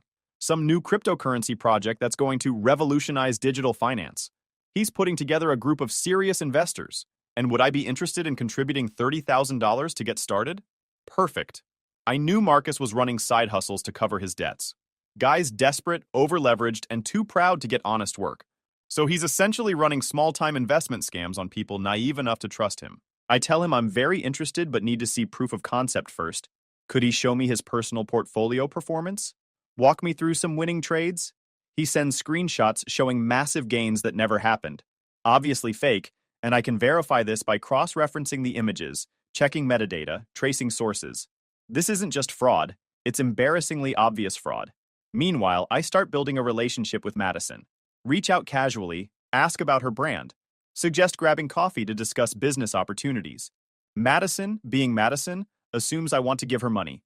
She agrees immediately. We meet at an overpriced cafe in downtown Denver.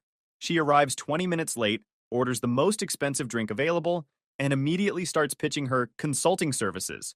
"I could totally help you build your image," she says. "You're in real estate, right?" I know exactly how to position that. Property investors are really trendy right now.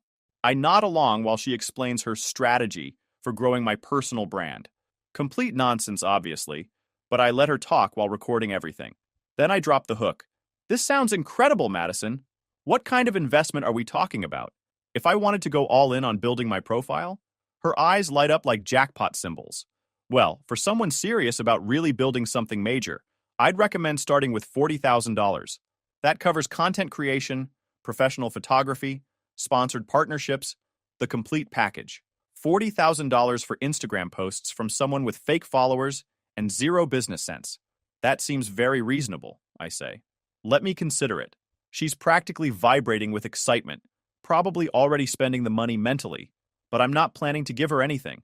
I'm just documenting their scams, their fake lifestyle, their desperate money grabs. Because in 2 weeks, I'm going to systematically destroy their entire world. The third component involves my parents. I start visiting more frequently, helping with computer issues, being the dutiful son. Really, I'm installing monitoring software, email trackers, financial programs giving me real-time access to their accounts. Some might think this crosses lines, but remember, these people removed me from a $750,000 life insurance policy while I was still helping pay their bills. They made their choice. Dad starts discussing family financial planning with me. Wants to know if I'd be interested in more responsibility as they age. Of course, Dad, I say. Family comes first. The irony could cut glass. By the end of January, I have everything needed. Marcus's fraud evidence, Madison's scam attempts, my parents' real financial situation, and most importantly, their complete trust that I'm still the harmless disappointment they can manipulate.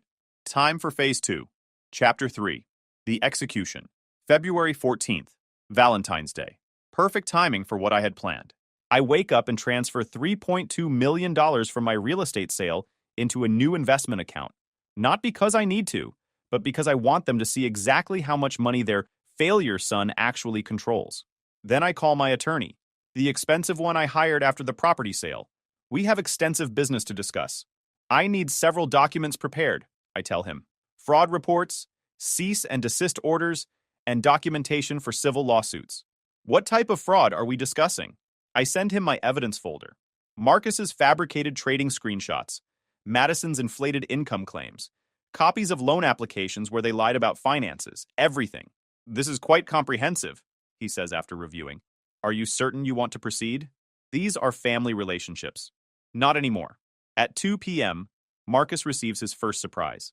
Cease and desist letter delivered by courier, plus formal notification that he's being reported to financial regulators for investment fraud and securities violations.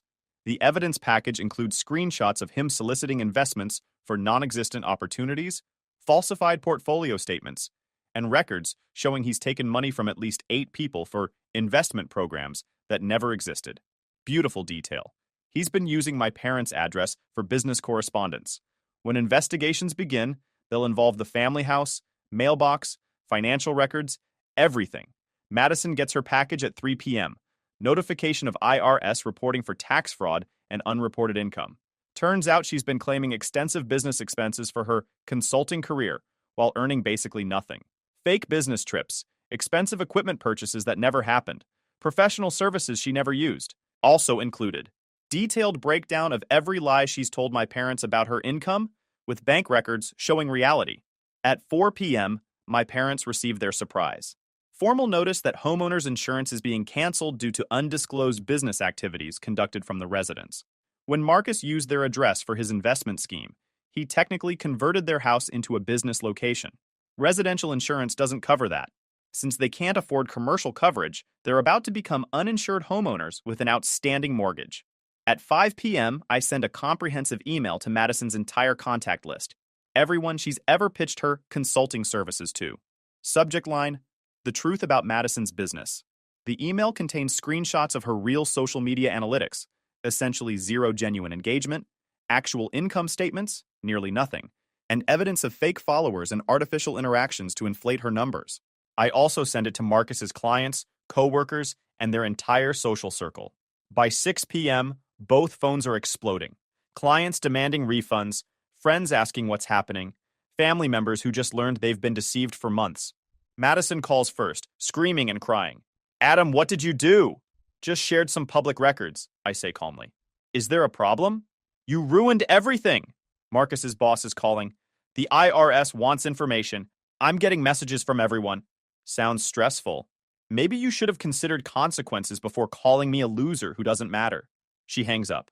Marcus calls next, trying to sound intimidating. You have no idea what you've done, you little punk. I'll sue you for everything you have.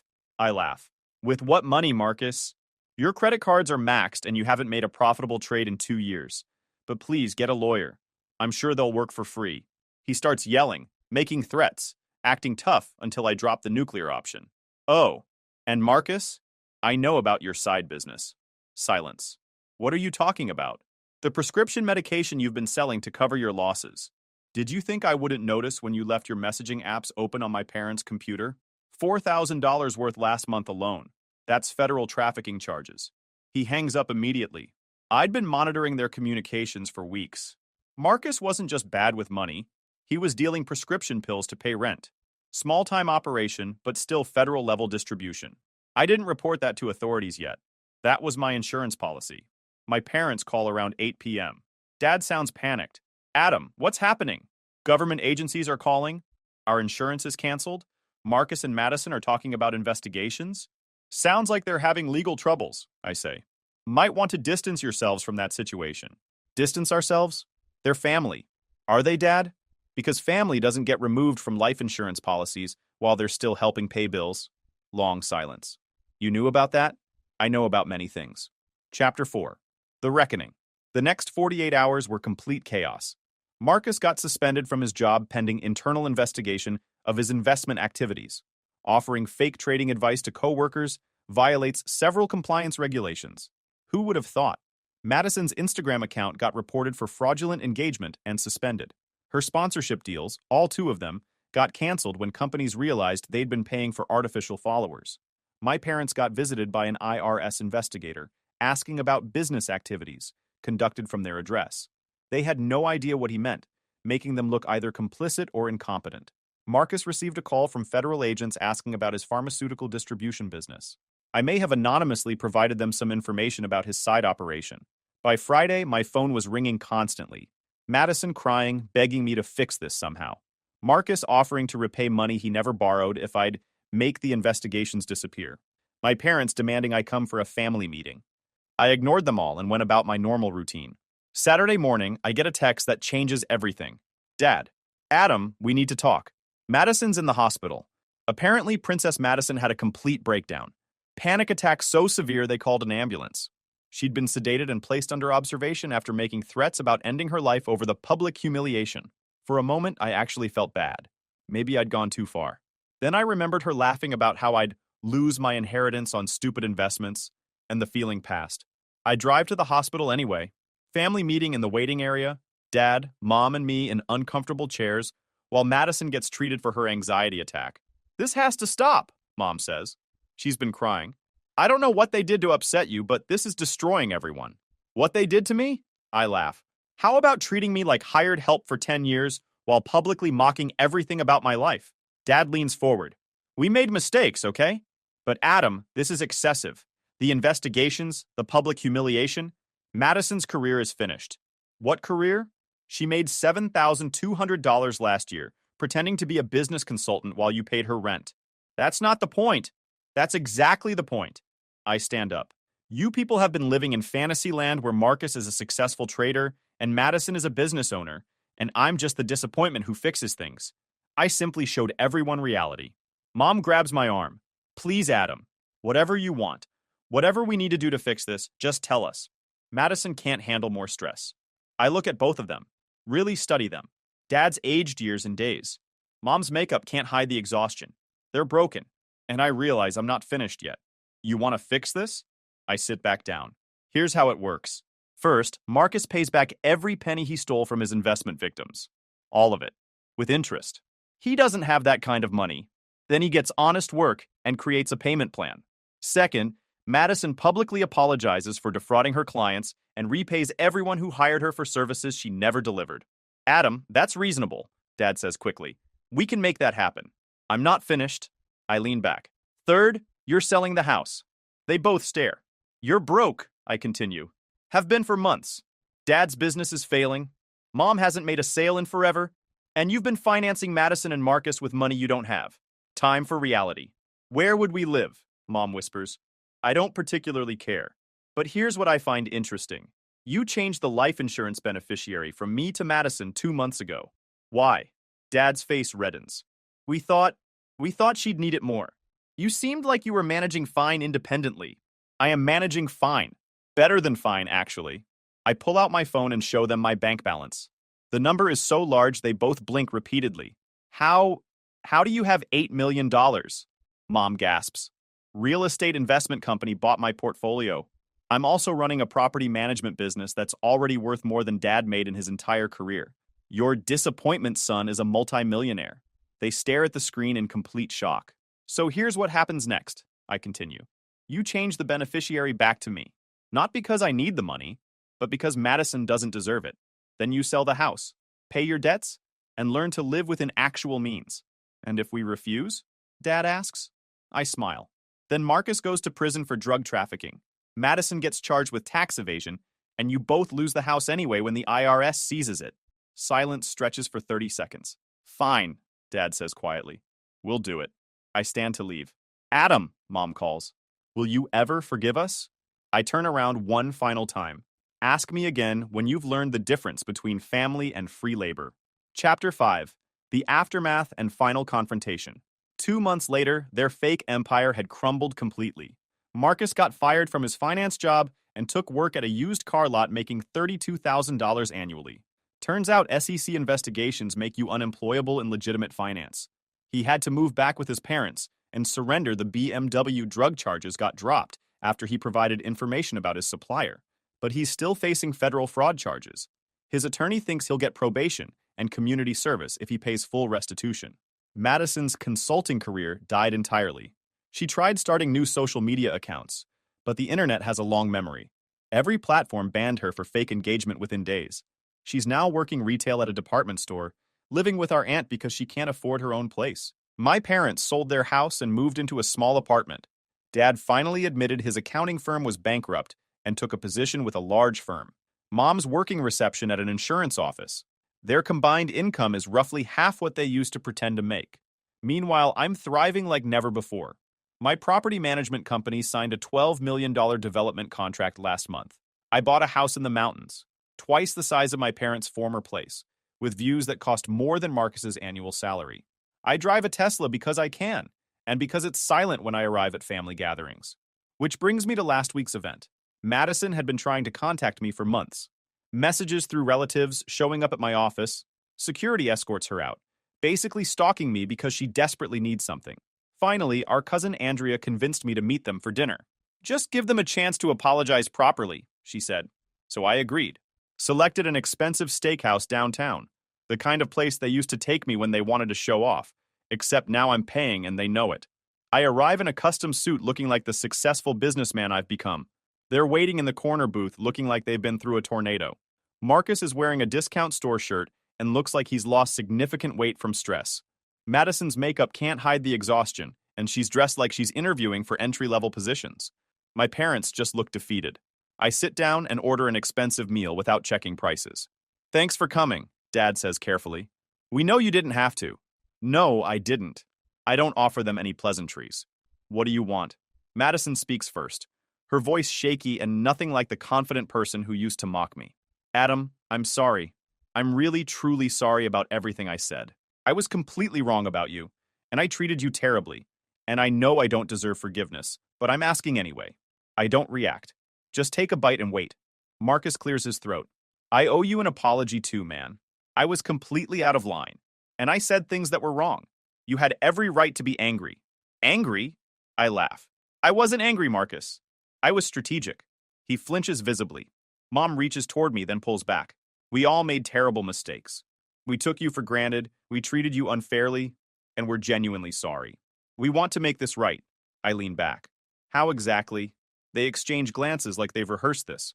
We know we can't undo what we did, Dad says. But we're family, and we want to rebuild that relationship. Maybe we could start fresh? Start fresh, I repeat. What would that look like? Madison jumps in eagerly. We could spend time together, include you in decisions, treat you with the respect you always deserved. I asked the respect I deserved. I smile. What do you think I deserve, Madison? She stumbles over words. I don't know. Whatever you want. We just want you back in our lives. That's when I decide to end this charade. What I want is for you to be honest about why you're really here. They all freeze. This isn't about apologies or family relationships. You're here because you're broke, desperate, and hoping I'll bail you out. Again, Dad's face goes red. That's not. Dad owes $67,000 in back taxes and is behind on apartment rent. Mom's car got repossessed. Marcus faces $180,000 in restitution he can't afford. Madison needs $12,000 for legal representation because the IRS is garnishing her wages. Their faces go pale as I recite their problems like a shopping list. Want to know how I know this? Because I still monitor the financial systems I set up. Because you never changed passwords. Because you're all still naive enough to think I'm the same harmless person you can manipulate. The silence is deafening. So let's skip the fake apologies and discuss the real issue. How much money do you need? The look on their faces was priceless, like I'd stripped them naked in public. Madison starts crying first. Adam, please. I know we messed up, but I'm drowning. The IRS is taking half my paycheck. I can barely buy food. And my attorney says without representation, I could face jail time. Maybe you should have considered that before committing tax evasion. Marcus tries being tough one more time. Look, I understand you're upset. I'm not upset anymore, Marcus. I'm entertained. This is the most fun I've had in years. Dad leans forward desperately. Adam, what do you want us to say? We're sorry. We were wrong. We treated you badly. We know that. But we're still family. No, we're not. I look at each of them. Family doesn't remove their son from inheritance policies while he's paying their bills. Family doesn't mock their brother's career while living off parents' money. Family doesn't call their child a loser who doesn't matter. Mom is crying now. We never meant... Yes, you did. I pull out my phone and play an audio recording from Christmas Eve when they thought I was outside. Madison's voice comes through clearly. At least when Mom and Dad die, we won't have to split anything with Adam. He'll probably lose his share on some stupid investment anyway. Then Mom's laughter. I stop the recording. You meant every single word. Dead silence except for Mom's crying. But you know what? I'm feeling generous tonight. I signal for another course. I'm going to make you all an offer. One-time deal to solve all your problems. They lean forward like starving animals. I'll pay off all debts. Dad's taxes, Mom's car, Marcus's restitution, Madison's legal fees. Everything. Clean slate. Hope fills their eyes. In exchange, you sign legal documents waiving any claim to inheritance, family assets, anything with my name attached. Forever. You also sign agreements never to discuss my financial situation with anyone.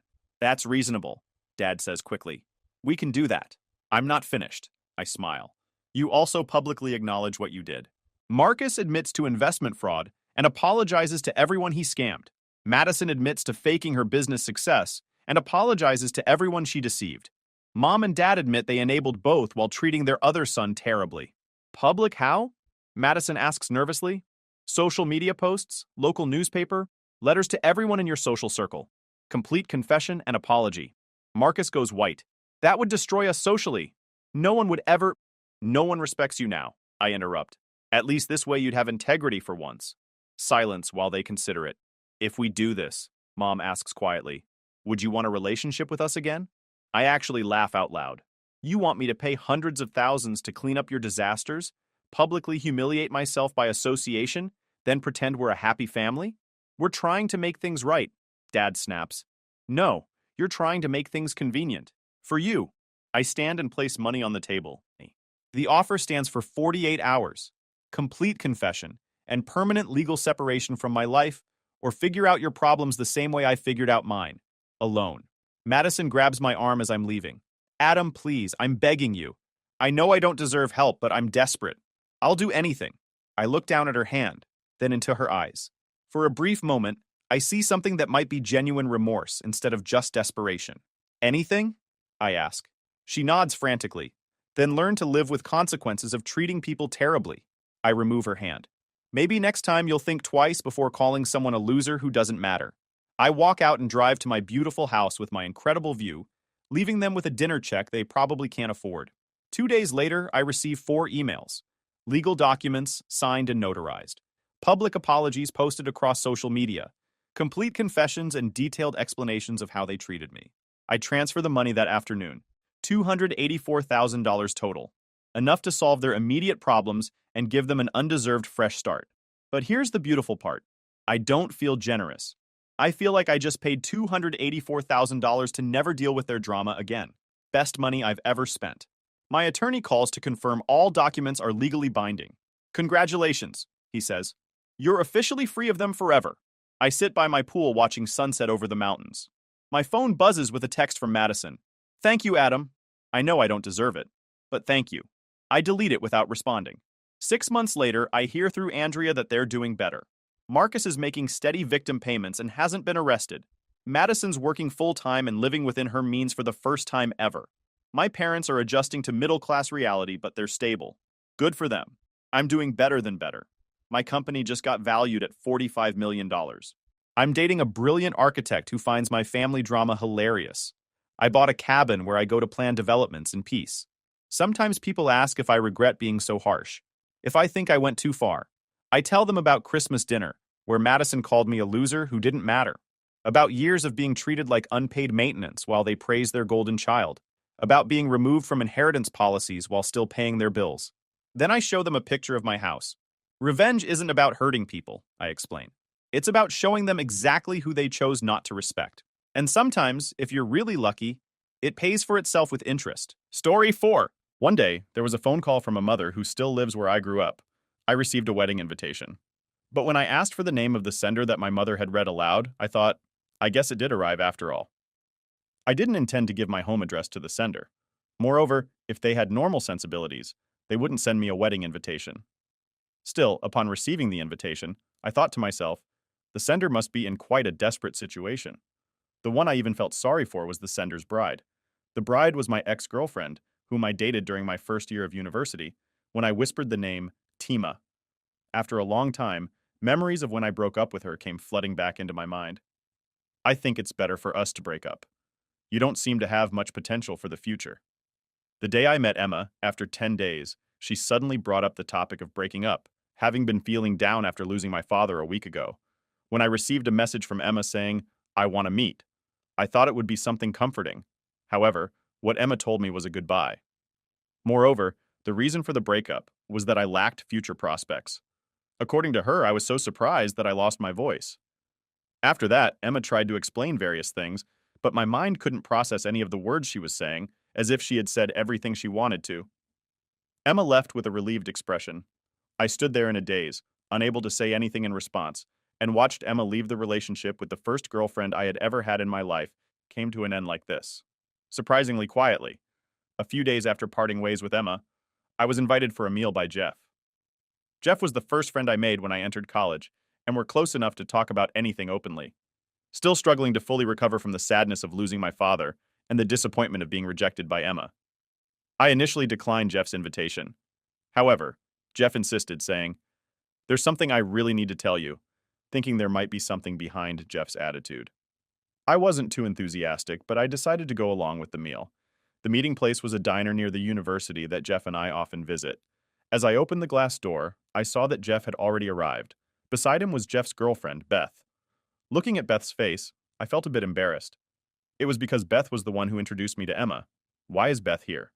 Is today's conversation somehow related to her? With that thought in mind, I took a seat across the table from the two of them. Long time no see. How have you been? I offered a conventional greeting, but Beth's expression remained tense. Who expression seemed even more meaningful and significant while we chatted about trivial matters with Jeff until our ordered meals arrived. Suddenly, Beth brought up a topic. I'm sorry. I was taken aback by her sudden apology, since her apology was rather loud. The customers around us turned their attention towards us. Jeff offered a friendly smile to the surroundings with a sorry gesture, attempting to smooth over the situation, ignoring such matters. Beth continued with her story. I asked Jeff to contact Bob on my behalf. With that, Beth began to explain the reason she was present at the gathering. After hearing Beth's explanation, I thought to myself, I'm glad Emma initiated the breakup. It was because I learned about Emma's side of the story for the first time. According to Beth, she introduced me to Emma because Emma had repeatedly asked her to mediate and connect us. Emma was saying that she was worthy of being Bob's girlfriend, according to Beth. Emma started saying that to Beth right after the first time Emma and I met. The trigger for this was when Jeff, Beth, Emma, and I went on a double date together. At first, Beth was unsure whether to comply with Emma's request or not. It was because Emma's true intention of wanting to be introduced to me was painfully obvious. Indeed, Emma's intentions were exactly as Beth had suspected. I want an easy and comfortable life in the future. So, introduce me to Bob. Beth was told this directly by Emma. At that time, my father was the president of a real estate company. I have no recollection of it. But when I shared my life story with Emma, I probably mentioned my father as well. However, I didn't speak boastfully about anything at that time. My father was pushing himself hard and going through the process of liquidating the company despite his own health issues. The company run by my father had been struggling with declining sales since I entered high school due to intensifying competition. I didn't hear about this directly from my father. However, I noticed that my father had been wearing a more serious expression compared to before, so I had a vague sense that the business was going through tough times.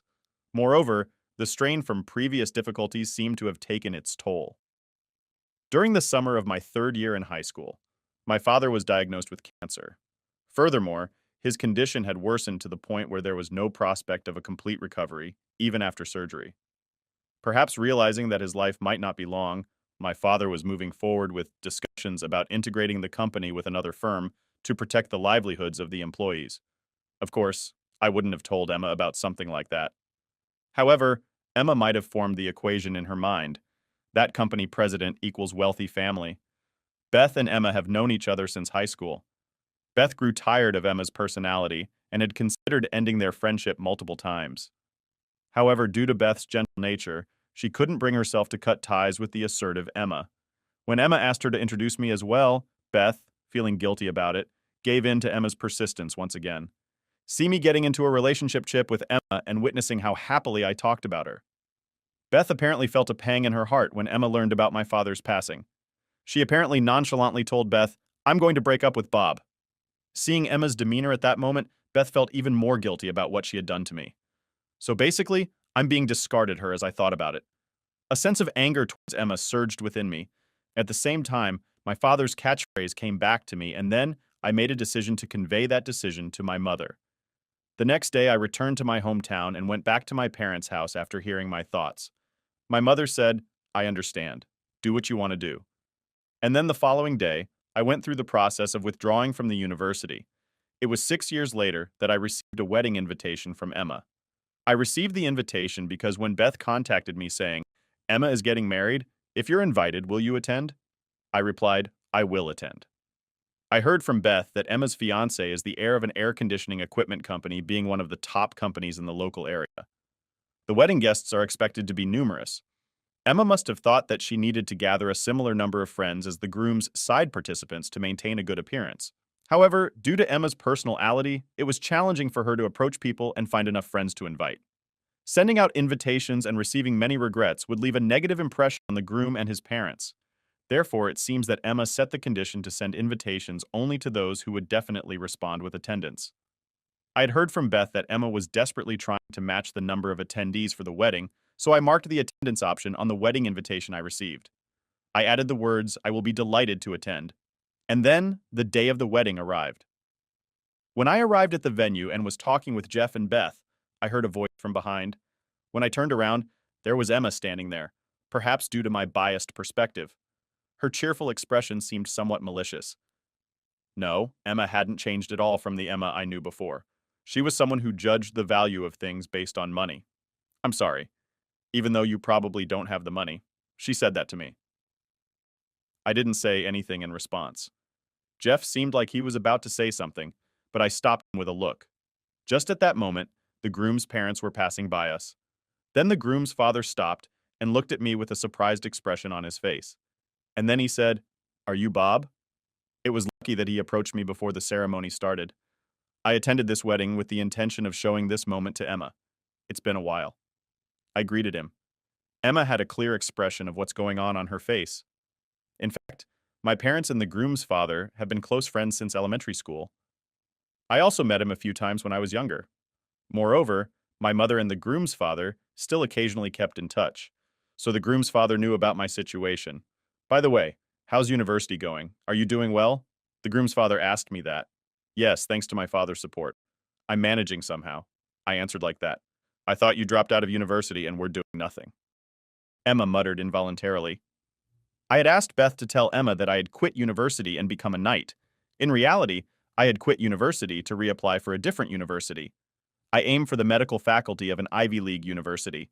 I decided to reapply because my father had hoped for me to study medicine at the university. In fact, my father himself had a wish to study medicine at the university. However, because he needed to take over the family business, my father had to give up on the idea of studying medicine. I had heard it seem that my father had entrusted me with the dream of studying medicine that he couldn't fulfill himself. I studied with that intention, but my academic performance didn't improve as I had hoped. When I moved on to my second year of high school, I ultimately decided to give up on pursuing medical school. When I told my father about this, he simply said, "I understand." However, I couldn't shake the feeling of his inexplicably lonely expression that he wore during that time. My father's catchphrase was, "Challenges are worthwhile when facing high walls. Don't run away." Perhaps my father wanted to convey that message to me. With that thought in mind, I continued my university life while carrying a lingering sense of unease. And then, when my father passed away, I realized once again that what I truly wanted was to study medicine. When I thought of being rejected by Emma and felt like I was being discarded, my father's catchphrase, "Don't run away," came to my mind. I consulted with my mother to obtain permission to withdraw from university, and because I was anxious about burdening her with the tuition fees. My mother reassured me, saying, You don't need to worry about the tuition fees, and gave me a push of encouragement. And then she looked at my father's portrait and said, Your father used to say, I believe that he will rise up again, and he entrusted me with some money for this moment. He wanted you to use it. After hearing my mother's words, I studied diligently and managed to pass the medical school entrance exam. Now I'm in my 5th year on the path to becoming a doctor, so to speak. Well then, when you become a doctor, we'll rely on you, the groom's father said, extending his hand to me. I also shook his hand back with a smile, seeing that Emma also smiled, but her expression seemed forced. The wedding proceeded in a peaceful atmosphere from start to finish. As I looked at the happy expressions of the bride and groom, I couldn't help but think if Emma hadn't broken up with me, I might not have pursued becoming a doctor. Maybe I should be a little grateful. Story 5. My wife blocked my number for 2 weeks, so I blocked her from my future forever. Hey everyone. Before we jump into today's video, I need your help.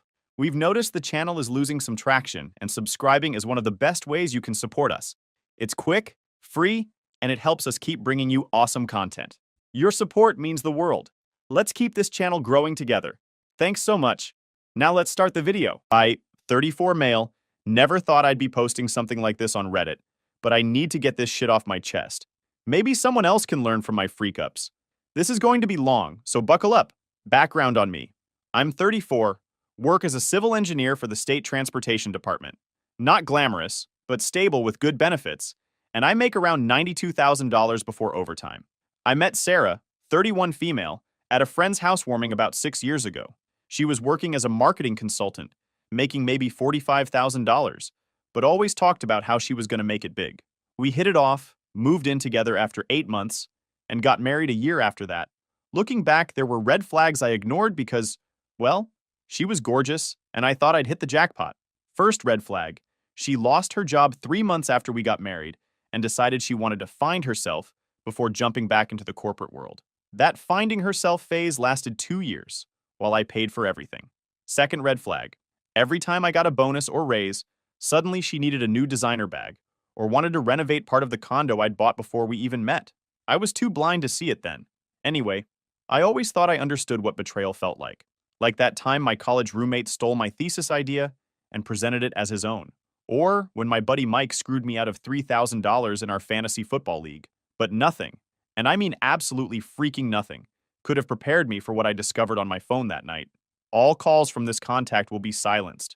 I stared at the screen in my hotel room in Savannah, trying to process what I was seeing. My wife had muted my calls. Not just any calls, my calls. For 2 whole weeks. The same 2 weeks I'd been away handling my mom's funeral arrangements. The same 2 weeks I'd been calling her every single day, sometimes twice, desperately needing to hear her voice while I watched my mom slip away. The cancer took mom fast. Too damn fast. 1 minute she was complaining about her back hurting. The next the doctors telling us she had 3 months. She barely made it 6 weeks. 6 weeks from diagnosis to death. I still can't wrap my head around it. Every night in that cold hotel room, I'd call Sarah. And every night, I'd get her voicemail or a quick text saying she was swamped with a new client project or having drinks with Jessica from college. I believed her. Why wouldn't I? She was my wife, my partner, the one person who was supposed to have my back when life kicked me in the balls. Looking at those words on my screen, all calls from this contact will be silenced. I felt like someone had punched a hole straight through my chest. I couldn't breathe. I couldn't think. I just sat there, in that quiet hotel room, with the weight of both my mother's death and my wife's betrayal crushing me. Mom was everything to me. She raised me by herself after Dad walked out when I was 8, worked 2 jobs to put me through college, never complained, never made me feel like a burden. And now she was gone, and the one person I needed most had deliberately chosen to silence me in my darkest hour. I decided to fly back early. Mom's house was cleared out, funeral was over, and the paperwork could wait. I needed to be home. Needed to feel Sarah's arms around me. Needed to finally let myself break down and grieve properly. Our condo was empty when I got there. The silence was almost painful after the chaos of the past weeks. I crashed on the couch, too exhausted to even make it to the bedroom, when I heard the notification. Her iPad was sitting on the coffee table, screen lighting up with a text. I miss you already. Last night was incredible. Can't wait to take you to Cabo once the divorce is final. You deserve way better than that boring engineer. I'm not the type to snoop. Never have been. But something in my gut twisted hard when I saw those words. With shaking hands, I picked up the iPad and stared at the message. The sender's name wasn't visible on the lock screen, but the preview was crystal clear. I put it down exactly where I found it and called her. One more time. I watched the iPad as I did. Nothing. No notification, no ring. That's when I checked her phone settings through our shared iCloud account, a feature we'd set up years ago in case one of us lost our phone. And there it was. My contact had been muted exactly 2 weeks ago, the exact day I flew out after getting the news about Mom's terminal diagnosis. It wasn't a glitch. It wasn't an accident. She'd silenced me. On purpose. During the worst moment of my entire life.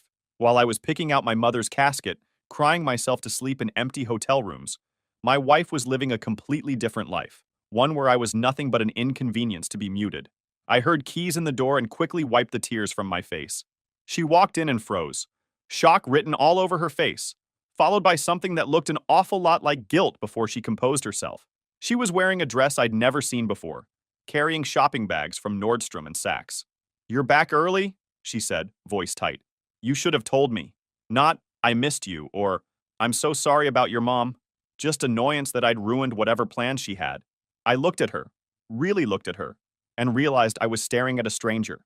5 years of marriage, and suddenly I didn't recognize the woman standing in front of me. Her nails were freshly done, new highlights in her hair, wearing a $400 dress I'd never seen when she was supposed to be so busy with work, she couldn't even answer my calls. "We need to talk," I said, my voice steadier than I expected. "But first, I need to know something. Why did you mute my calls?" Her face went pale, and in that moment, I knew this wasn't some misunderstanding or a simple mistake. This was the beginning of the end. The silence between us felt heavy, almost solid. She clutched her shopping bags against her chest like they were more important than whatever conversation we were about to have. "My phone's been acting up," she finally said with an eye roll. "I've been missing notifications from everyone. You know how iPhones are." A lie. Such an easy, obvious lie. I could have disproven it in seconds by showing her the settings on her account, but I didn't bother. What was the point? She dropped her bags on the counter and started pulling out clothes with the tag still on. "Look what I found on sale. Only $280, down from $350. She actually expected me to be excited about her shopping spree while I was dealing with my mom's freaking death. "Your mother would have loved this scarf," she added, holding up some overpriced piece of fabric. "It's too bad she never got to see it." Too bad she never got to see it? My mom was dead? And that's what she had to say? Not, "I'm sorry for your loss," or "How are you holding up?" But, "Too bad she never got to see my new scarf." I nodded slowly and stood up. "I'm tired from the flight. I need to shower and rest." Once I was alone in the bathroom with the shower running to mask any sound, I began my investigation. The iPad had given me a clue, but I needed more. I logged into our shared cloud account from my phone. Within minutes, I had my answers. Location history showed regular visits to an address in the wealthy part of town where all the doctors and lawyers live. Text messages with a contact saved under Jess' yoga class. An obvious attempt to hide who it really was, especially since Sarah hadn't been to a yoga class in the 3 years since I paid for her annual membership. Photos I was never meant to see. Her with some guy with slicked back hair and a Rolex, in restaurants I could never afford on my civil servant salary. All while my mother was dying. All while I was calling her, desperate for comfort. The betrayal wasn't just the affair. It was the deliberate choice to silence me during the most painful period of my life. It was calculated cruelty. When I came out of the bathroom, she was sitting on our bed, scrolling through her phone like nothing was wrong. "Are you hungry?" she asked with a smile that never reached her eyes. "I could order something, though we should probably do something cheap since you've been spending so much on hotels." As if I'd been on vacation instead of watching my mom die. "Sure," I replied, matching her casual tone. "Whatever you want." That night, we ate takeout in near silence with the TV providing background noise neither of us was listening to. I watched her carefully, noticing how often she checked her phone, angling the screen away from me. When it vibrated once, her whole body tensed before she excused herself to the bathroom. While she was gone, I thought about confronting her immediately. The evidence was overwhelming. The rage building inside me was screaming for release. But something stopped me. A cold, calculating voice that urged patience. Mom's voice, actually. She always told me, "Never make decisions when you're angry. Sleep on it first." I wasn't going to react emotionally. I wasn't going to give Sarah the satisfaction of seeing me break down. Instead, I made a decision. This wouldn't be a messy, emotional confrontation. This would be a strategic dismantling of the life we'd built. She had betrayed me during my darkest hour. The consequences would be deliberate and absolute. That night, We slept on opposite sides of the bed, a million miles between us. I felt her glance at me occasionally, probably wondering if I suspected anything. I pretended to sleep, my mind racing with next steps. Morning came and she announced she had to go meet a client for a few hours. On a Saturday. Another transparent lie. I nodded, told her to take her time. The door had barely closed behind her when I began moving with purpose. First, I checked our finances. Thank God I never added her name to the deed of my condo. We had a joint checking account with about $8,500 in it, mostly my money, and a savings account with another $42,000. Again, mostly from my income, since she hadn't worked a real job in years. I called my bank and transferred all but $500 from both accounts into a new account in my name only. Next, I contacted a divorce attorney I'd researched during my sleepless night, leaving a message requesting an urgent appointment. Then, I began documenting everything. Screenshots of messages, photos, location data. Clinical, methodical, detached. My phone buzzed with a message from her. Running late. Don't wait up for dinner. Might be back super late. I didn't bother responding. Instead, I drove to the address I'd found in her location history. It was an upscale high-rise with a doorman and valet parking. I parked across the street and waited. 20 minutes later, I watched as she pulled up in our car, the SUV I'd bought last year that she constantly complained was too boring and practical, and handed the keys to the valet like she owned the place. She was wearing a new outfit, hair done, full makeup, not exactly client meeting attire. I took photos noting the time and date. More evidence. Back at our apartment, I checked the credit card statements. There it was. Thousands of dollars in charges over the past 2 weeks. Restaurants, hotels, boutiques, spas. All while I was arranging my mother's funeral. I packed a small bag with essentials. I wasn't running away. This was tactical. I needed space to think clearly, to plan my next move without her watching my every reaction. As I was about to leave, her iPad lit up again. Another message from Jess' yoga class. Left you a surprise in the kitchen drawer. Wear it tonight. So casual. So comfortable. This wasn't new. This had been going on long before my mother's diagnosis. The realization should have crushed me. Instead, it hardened my resolve.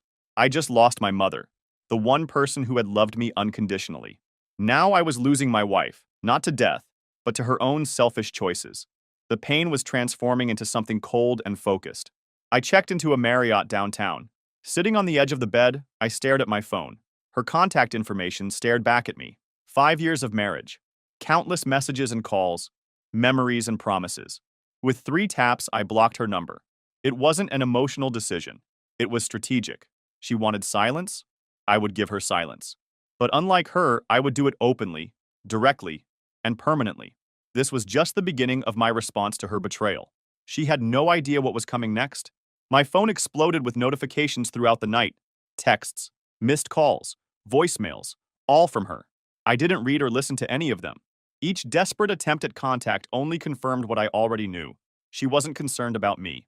She was concerned about herself, about being caught.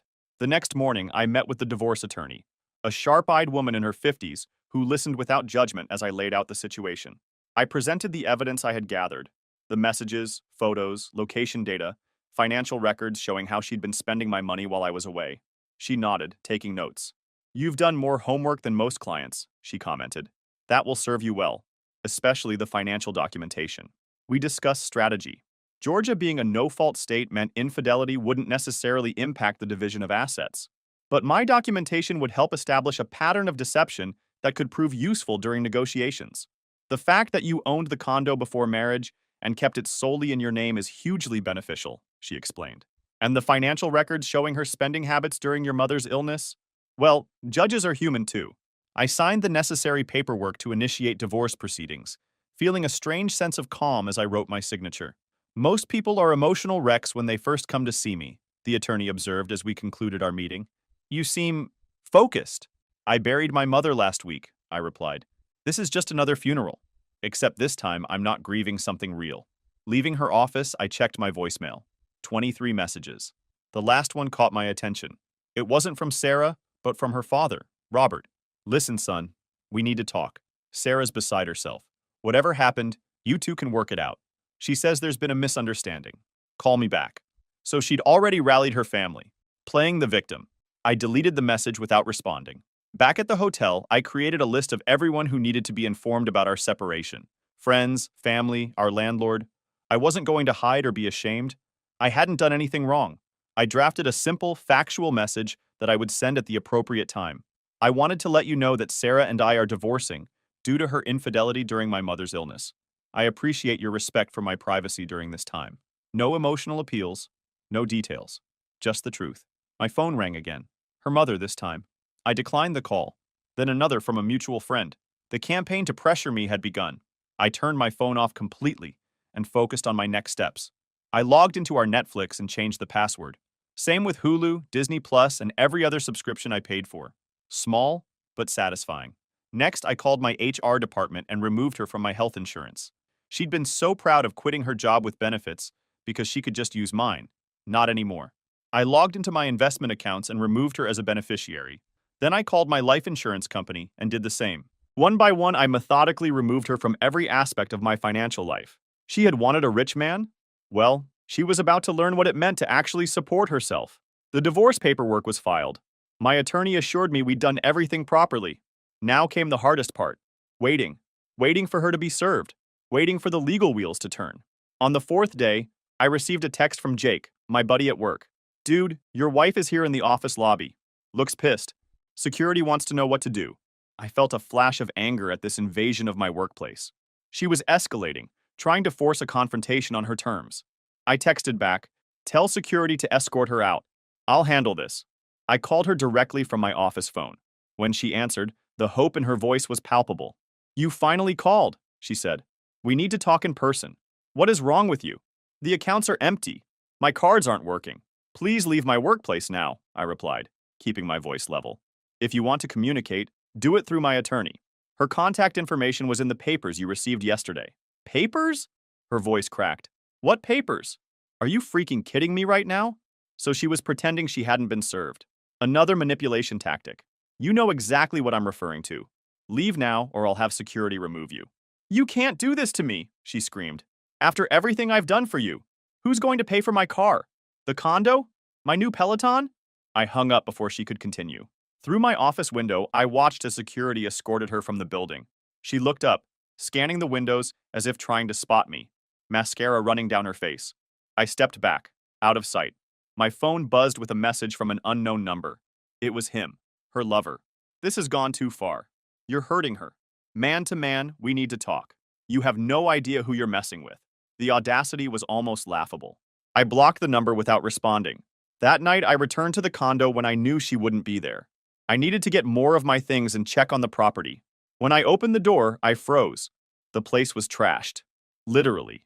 Clothes thrown everywhere, dishes smashed, pictures of us ripped apart. She'd gone into full meltdown mode. I walked through each room, documenting the destruction with photos. My gaming setup, smashed. My collection of vintage comic books, ripped to shreds. My mother's antique jewelry box, shattered on the floor. I felt a wave of cold rage as I photographed my mother's keepsakes destroyed on the floor. But I didn't clean anything up. This was just more evidence. I called the police and filed a report for property damage. The officer who responded looked around and whistled low. Divorce? He asked sympathetically. I nodded. Seen it before, brother. Document everything. Change the locks if it's your place. Since the deed was in my name only, I called a locksmith on the spot and had all the locks changed. Then I texted Sarah. The police have documented the property damage. Don't attempt to enter the condo again. All communication through attorneys only. Within minutes, my phone exploded with calls and texts from her, her parents, even her sister who I'd met maybe twice. I ignored them all. My attorney was thrilled with the new evidence. This strengthens our case significantly, she said. Destruction of property, particularly the sentimental items related to your recently deceased mother, well, it shows a vindictive character that won't play well. The next day, I received a cease and desist letter from some lawyer I'd never heard of, claiming I'd illegally evicted Sarah and stolen her possessions. My attorney laughed when I forwarded it to her. Amateur hour, she said. The condo is solely in your name, purchased before marriage. She has no claim to it as a residence without being on the deed in Georgia. And as for possessions, we have detailed documentation of what's yours. We responded with our own letter, outlining the property damage and stating that any items genuinely belonging to Sarah could be collected under supervision after a full inventory was completed. The financial reality was hitting her hard. Her credit cards, which were actually on my accounts, were canceled. The allowance she'd become accustomed to was gone. The luxurious lifestyle she'd been living on my salary had evaporated overnight. Through mutual friends, I heard she was staying with her lover, the guy with the Rolex. But apparently his enthusiasm was waning now that he was expected to actually pay for her expenses. Meanwhile, I focused on rebuilding. I moved back into my condo, cleaned up the mess, and began replacing what had been destroyed. I put my mother's remaining keepsakes in a safe deposit box where they couldn't be touched. At work, I threw myself into a big infrastructure project, earning praise from management and positioning myself for a promotion. The focus felt good, productive. Sarah's attempts at contact became increasingly desperate. The tone shifted from anger to pleading. "I made a mistake," she texted from a new number. "Please, we can work this out. I didn't mean to hurt you." I forwarded the message to my attorney without responding and blocked the new number. A month into the divorce proceedings, my attorney called with news. "We've received an unusual request from Sarah's lawyer," she said, sounding amused. "They want to discuss a settlement. Specifically, they're asking for financial support." "On what grounds?" I asked. "Apparently, Sarah is claiming she sacrificed her career to support yours, and therefore deserves ongoing support." I laughed bitterly. She quit her $45,000 job to sit at home and spend my money. How exactly did that support my career? Exactly. But here's where it gets interesting. Her new boyfriend, Mr. Rolex? Turns out he's not quite what he seemed. My attorney had done some digging. Sarah's lover wasn't the wealthy businessman he pretended to be. The Rolex was fake. The apartment was a short-term rental, paid for with credit cards that were now maxed out. His supposed investment firm was little more than a one-man operation with a fancy website. They were both playing a role, my attorney explained. He was pretending to be rich to attract women like Sarah. She was pretending to be a trophy wife looking to upgrade. Neither of them actually had money. The irony was almost too perfect. But it got better.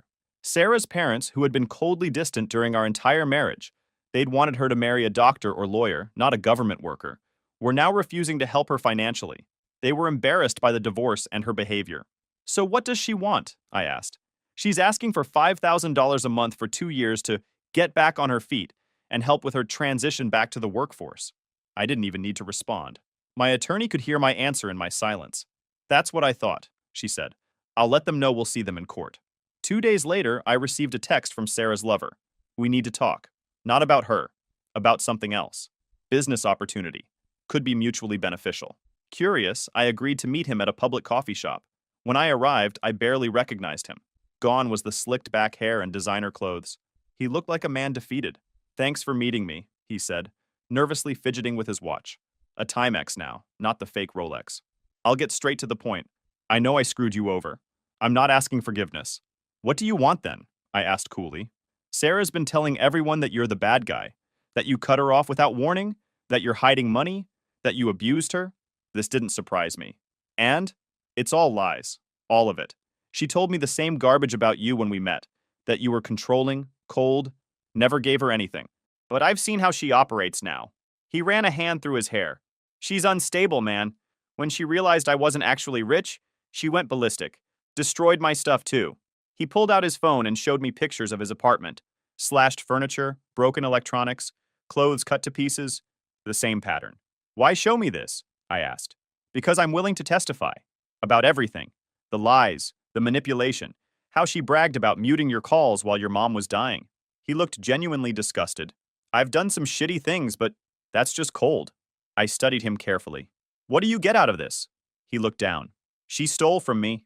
About $7,000 in cash and some jewelry that actually was real. Family heirlooms. I want them back, and I know she pawned them. I don't have the money to hire a lawyer to go after her. It was a deal with the devil, but sometimes the devil has his uses." I had my attorney draw up a statement for him to sign, detailing everything he'd told me, plus additional information about Sarah's spending habits and behavior. In exchange, I agreed to help him recover the value of his stolen property if his testimony proved valuable. The day of our court date arrived. Sarah showed up looking every bit the wronged wife. Modest dress, minimal makeup, even carrying a Bible. The act might have worked if we hadn't been prepared. Her lawyer presented her case first, how she'd sacrificed for my career, how I'd cut her off financially without warning, how devastated she was by my cruel and vindictive behavior during her grief over my mother. When it was our turn, my attorney was methodical. First, the financial records showing Sarah's spending spree during my mother's illness. Then, the police report documenting the destruction of my property. including my mother's keepsakes, photos of the destroyed condo, documentation showing I'd owned the property before marriage, and finally, our surprise witness. When Sarah's lover walked in, the color drained from her face. Her lawyer, clearly blindsided, asked for a recess, which was denied. What followed was the most satisfying hour of testimony I could have imagined. He detailed their affair, including how it had started nearly a year before my mother's illness. He confirmed that Sarah had deliberately muted my calls, laughing about it while I was arranging my mother's funeral. He described how she'd talked about divorcing me and taking half of everything once she'd secured her upgrade. By the time he finished, Sarah was openly sobbing, not from remorse but from rage and humiliation. Her carefully constructed narrative had crumbled completely. The judge was unmoved by her tears. His ruling was decisive. 1. The condo remained entirely mine, with no equity for Sarah. 2. Our assets would be divided, but with consideration for the documented financial misconduct on her part. 3rd, her request for spousal support was denied completely. 4. She was ordered to pay for the property damage she'd caused. It was a total victory. As we left the courtroom, Sarah tried to approach me but was blocked by my attorney. "This isn't over!" she hissed, mascara streaming down her face. "You've ruined my life!" I just looked at her calmly. "You silenced me when I needed you most. I'm just returning the favor." The aftermath was swift. Sarah found herself with no husband, no boyfriend, no home, no money, and a damaged reputation. Her fantasy of upgrading to a wealthier man had backfired spectacularly. Within a week, I received a desperate email. "Please, I have nowhere to go. My parents won't take me in. I have no money for rent. Can we please just talk? I've learned my lesson." I didn't respond. Then came texts from her friends. "Sarah's living in her car. This has gone too far. You've made your point." I blocked those numbers too. Finally, a message from her sister. "She's truly hit rock bottom. She lost her phone, got fired from her new job for emotional instability, and had to sell most of her stuff. She's begging for another chance. Not as your wife, just for some help until she can get back on her feet." I considered this for a long time. Not because I was softening, but because I wanted my response to be perfect. Tell Sarah I've muted her life, just like she muted my calls. The difference is, I'm upfront about it. It's been a year now since the divorce was finalized. I wish I could say the journey was easy, but grief never is, whether it's for a mother or a marriage. The difference is in how you honor what's lost. I received a promotion at work, along with a significant raise. The condo I once shared with Sarah has been completely renovated. Every trace of her taste removed and replaced with things that actually matter to me. I even adopted a dog from the shelter, something Sarah had always refused because it might mess up her clothes. Last month, I ran into Sarah's father at a local grocery store. I braced for hostility, but he surprised me. "You look well," he said, eyes assessing me carefully. "I am well," I replied honestly. He nodded. "She's not. Had to move back home finally. Working retail. Still blames everyone but herself. I'm sorry to hear that." And part of me actually was. Not because I wished her well, but because some people never learn. "You know," he said thoughtfully, "when her mother tried the same stunt on me 30 years ago, I forgave her. Biggest mistake of my life. Spent 30 years with someone who never respected me." He extended his hand. "You're a stronger man than I was." 2 weeks ago, I heard through mutual friends that Sarah is telling people she's found herself and is stronger than ever after surviving an abusive relationship. The narrative has shifted again, painting herself as the victim rather than the architect of her own downfall. It doesn't matter. The people who know the truth know it. The people who matter believe me. Yesterday, I visited my mother's grave.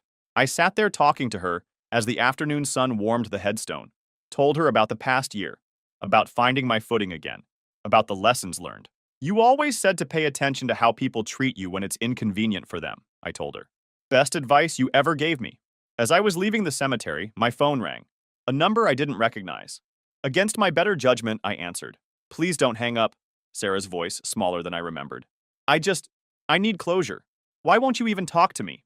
After 5 years together, don't I deserve at least that?" I thought about it for a moment. "You know what real closure is, Sarah? It's accepting that some bridges can't be unburned. It's understanding that actions have permanent consequences." "I've changed," she insisted.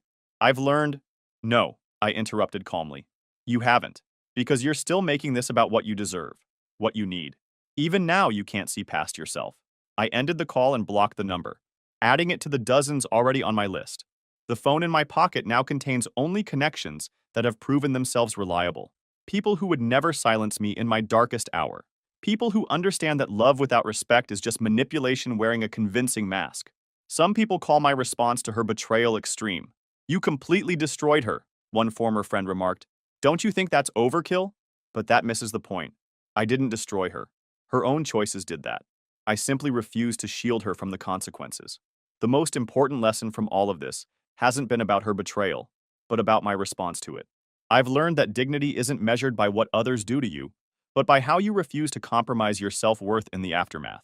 She silenced me for 2 weeks when I needed her most. In response, I didn't just mute her. I showed her what it truly means to be cut off. Not temporarily, not in anger, but permanently, and with the calm certainty of a decision that honors my worth. As I finish writing this, my new phone pings with messages, from friends checking in, from colleagues respecting my input, from my dog walker sending pictures of my happy rescue pup. These are the connections I've chosen to keep. When someone shows you who they truly are, believe them. When someone demonstrates what you're worth to them, believe that too, and then act accordingly.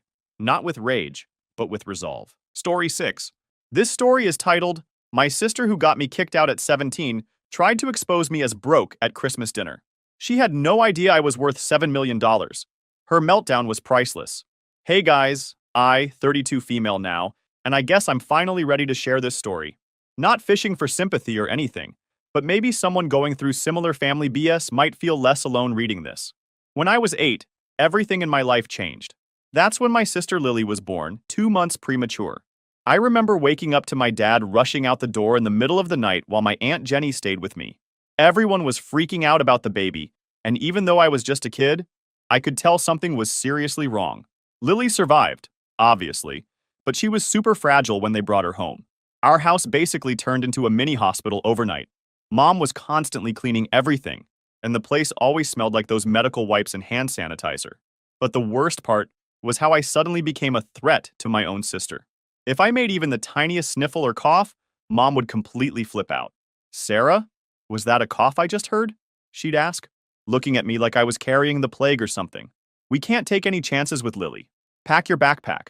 You're staying at Grandma's for a few days. This happened all the time. I spent so many nights at Grandma's or Aunt Jenny's place that I had my own toothbrush and pajamas at both houses. At first, I thought it was kind of cool, like mini vacations where I got to eat ice cream for dinner sometimes. But after a while, even my 8-year-old brain figured out what was happening. I was being pushed out of my own home because Lily was the priority. I still remember sitting in Grandma's guest room one night, crying because I just wanted to sleep in my own bed. I missed my stuffed animals and my nightlight, and just the feeling of being in my own space, you know? As I got older, I tried literally everything to get my parents to notice me. I worked my butt off in school and got straight A's. I stayed up late studying and won the district science fair in 5th grade with this project about plant growth and different types of light. I was so excited to show my parents. They barely acknowledge it. And the thing is, I don't even blame Lily for any of this. She was just a baby, then a little kid. It wasn't her fault. But as the years went by, the pattern just got more and more obvious and painful. By middle school, I was desperate for any scrap of attention. Once, I aced a tough math test, and the teacher even wrote that I had exceptional talent. I showed it to my dad, hoping for a little recognition. He barely glanced at it and said, "Math comes easy to you. You should be getting perfect scores," then went back to helping Lily with her basic multiplication. I just went to my room and cried into my pillow. Family get-togethers were worse. My parents would gush over Lily's smallest achievements. Lily learned a new song, but when someone asked about me, "Sarah's doing fine in school," like I was a background character in my own life. So I started spending a lot of time alone in my room reading books. At least the characters in books noticed me in a way. Sounds pretty pathetic now that I'm typing it out, but that's how I coped back then. Every birthday, I'd get my hopes up that this would be the day I mattered. And every year, something with Lily would take priority. On my 12th birthday, Lily had a dance recital scheduled for the same day. Guess which one was more important? So my party was just a quick cake after we got home from her recital. My parents were tired from the big day and went to bed early. I sat alone in the kitchen eating leftover cake, watching the candles melt into the frosting. And let me tell you, when you grow up feeling invisible in your own home, you start to believe that's all you deserve. You start to think maybe there's something wrong with you, not with how they're treating you. By the time Lily turned 7, she wasn't even sick anymore. Like, at all. Completely healthy kid, running around, no problems whatsoever. But my parents were stuck in this weird protective mode that they couldn't snap out of. And Lily? That kid figured out real quick that she had power over everyone. She wasn't dumb. She'd act all weak and pitiful whenever she wanted something, and it worked every single time. When we were in high school, Lily became a total drama queen, constantly making up stories about how I was mean to her or scared her. I mostly just tried to stay out of her way, but it didn't matter what I actually did.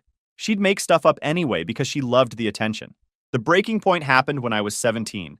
I came home from debate team practice really tired and needed to study for a big test. Lily was playing really loud music in the living room, so I went to my room and closed the door.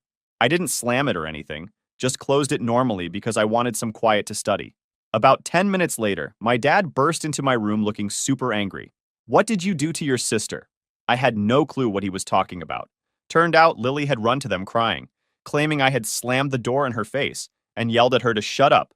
Complete lies. But they believed her instantly. No questions asked. They didn't even ask for my side of the story. Mom and Dad went ballistic.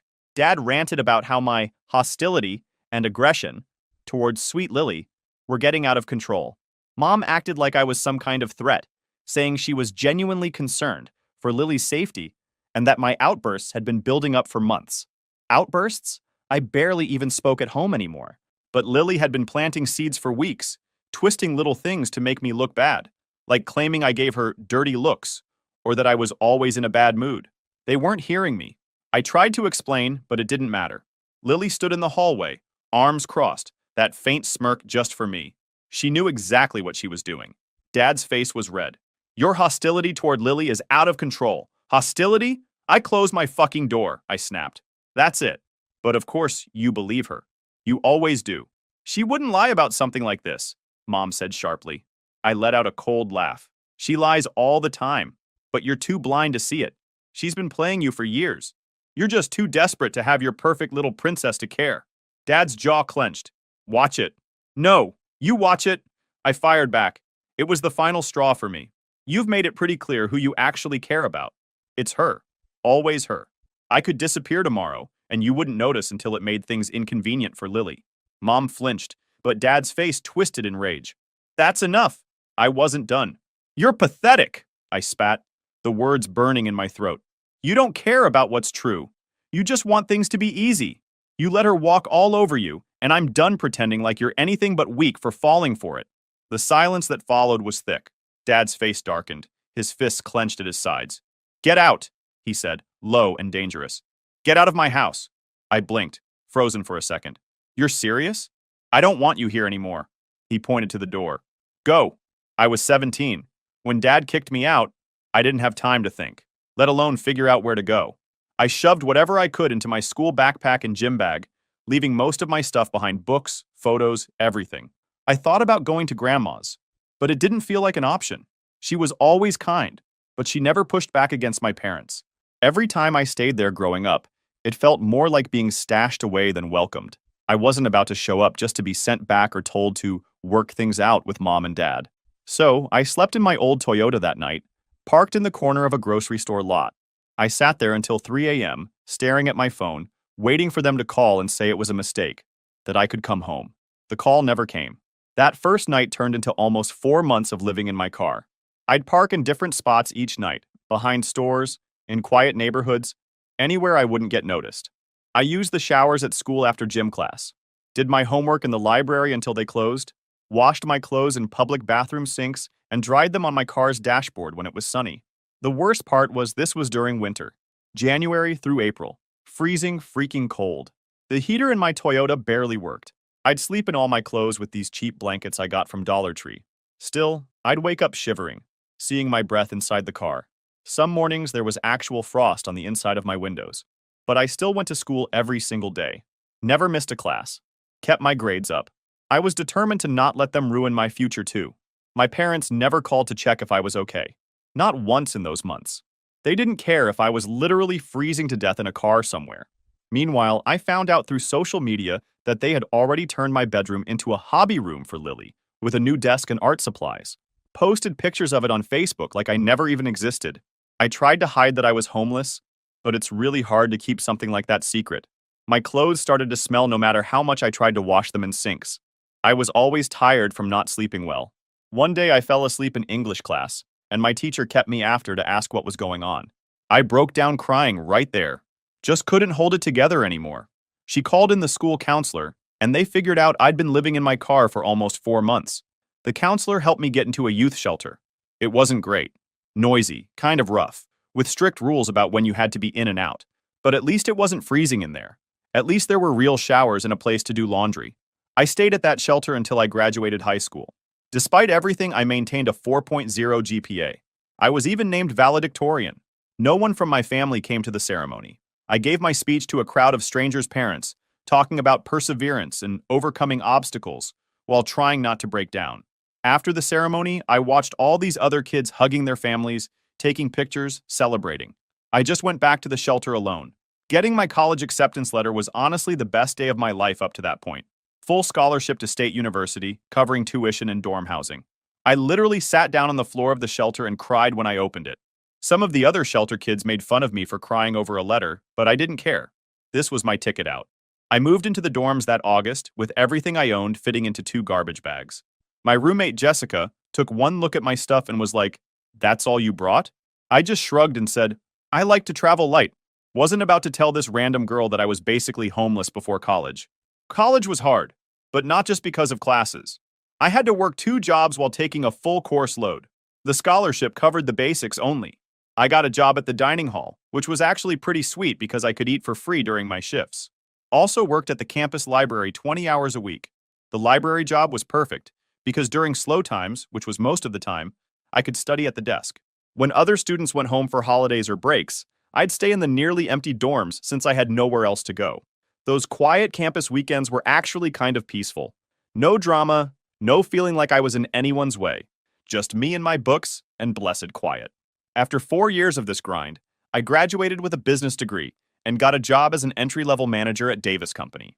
The pay wasn't great, like $41,000 a year, but it was enough for me to get my own tiny apartment. That first apartment was probably a complete dump by normal standards. But after living in a car in a shelter, it felt like a freaking luxury hotel. I remember sitting on my secondhand futon that first night thinking, no one can kick me out of here. This is mine. So I'm working this boring office job, living paycheck to paycheck like everyone else in their 20s. One night, I'm just scrolling through Instagram, bored out of my mind, and I see this ad. Learn how to make your money work for you.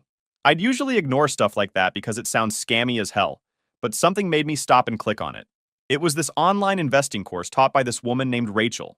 Cost $700, which was a huge amount for me back then. Like almost my entire monthly food budget. But it seemed legit. She had real credentials and good reviews. So I decided to try it. Ate nothing but ramen and peanut butter sandwiches for 2 months straight to save up. That decision completely changed my life. Rachel explained investing in a way that just clicked in my brain. All the stuff that seemed complicated before suddenly made sense. I started super small, putting just $200 into a few stocks she recommended, then gradually invested more as I got the hang of it. I became obsessed with learning everything about the market, read every article and book I could find, watch tutorials on YouTube, spent hours studying company reports and financial statements. My first big break came when I found this small tech company nobody was talking about, did tons of research, really believed in what they were doing, and put in $500, which was a huge risk for me back then. That investment grew to $4,200 in just 4 months when they announced a new product line. Then I rolled most of that into a biotech startup that had this promising cancer treatment in early trials. Again, it paid off big time. Tripled my money in about 6 months. The weird thing was, I kept my regular job as cover. I'd be sitting in these mind-numbing meetings about quarterly goals or whatever, while secretly checking my investment app under the table. My boss would be droning on about a 3% increase in customer retention, and I'd be trying not to react when I saw one of my stocks had jumped 30% in a day. Every extra dollar I made went straight into investments. I never upgraded my life at all. Still lived in the same small apartment, still drove my old Toyota with 180,000 plus miles on it, still bought clothes from thrift stores. People at work probably thought I was just terrible with money. Like, poor Sarah must have massive student loans or something. But the hardest part was keeping it all secret. I was paranoid about anyone finding out. Didn't want coworkers getting suspicious if I suddenly started living better. Definitely didn't want my family somehow hearing about it through the grapevine. I hid my financial statements, never talked investments with anyone, used a separate email for all my trading accounts, and checked my portfolio only when I was alone. By the time I was 25, I was making more from my investments in a single day than I made in a whole month at my regular job. It was surreal. One random Tuesday morning, I checked my portfolio while eating breakfast and realized I'd just crossed the $1 million mark. I actually had to sit down on the floor because my legs went weak. $1 million. Me. The girl who once lived in her car and counted quarters to do laundry. But I told absolutely no one. Not a single person knew. I was terrified that if my parents or Lily found out, they'd suddenly want to be family again. I'd seen how manipulative Lily could be all those years. I could just imagine what kind of sob story she'd come up with if she knew I had money. So I kept living this weird double life. Regular boring job where I pretended to care about small raises. Modest apartment that I apologized to visitors about. Old car that made embarrassing noises. All while watching my investment accounts grow by thousands every day. Sometimes I'd sit in my apartment at night, laptop open to my accounts showing numbers that seemed completely unreal, and just laugh at how absurd it all was. I'd be at work earlier that day pretending to be excited about a $600 annual raise, then come home to see I'd made $20,000 in a single day from a good investment move. My coworkers would complain about not being able to afford vacations, and I'd nod along like, yeah, times are tough, while sitting on enough money to buy the whole company building. I'd go out with friends and we'd split the check down to the penny, and I'd act like that $3.50 for tax and tip really mattered to me. The secret started to weigh on me, though. When you're hiding something that big, it creates this weird distance between you and everyone else. I couldn't talk about what I was really passionate about, investing.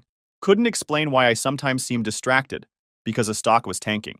It was lonely in a way that's hard to explain, and it had been almost 8 years since I'd talked to anyone in my family.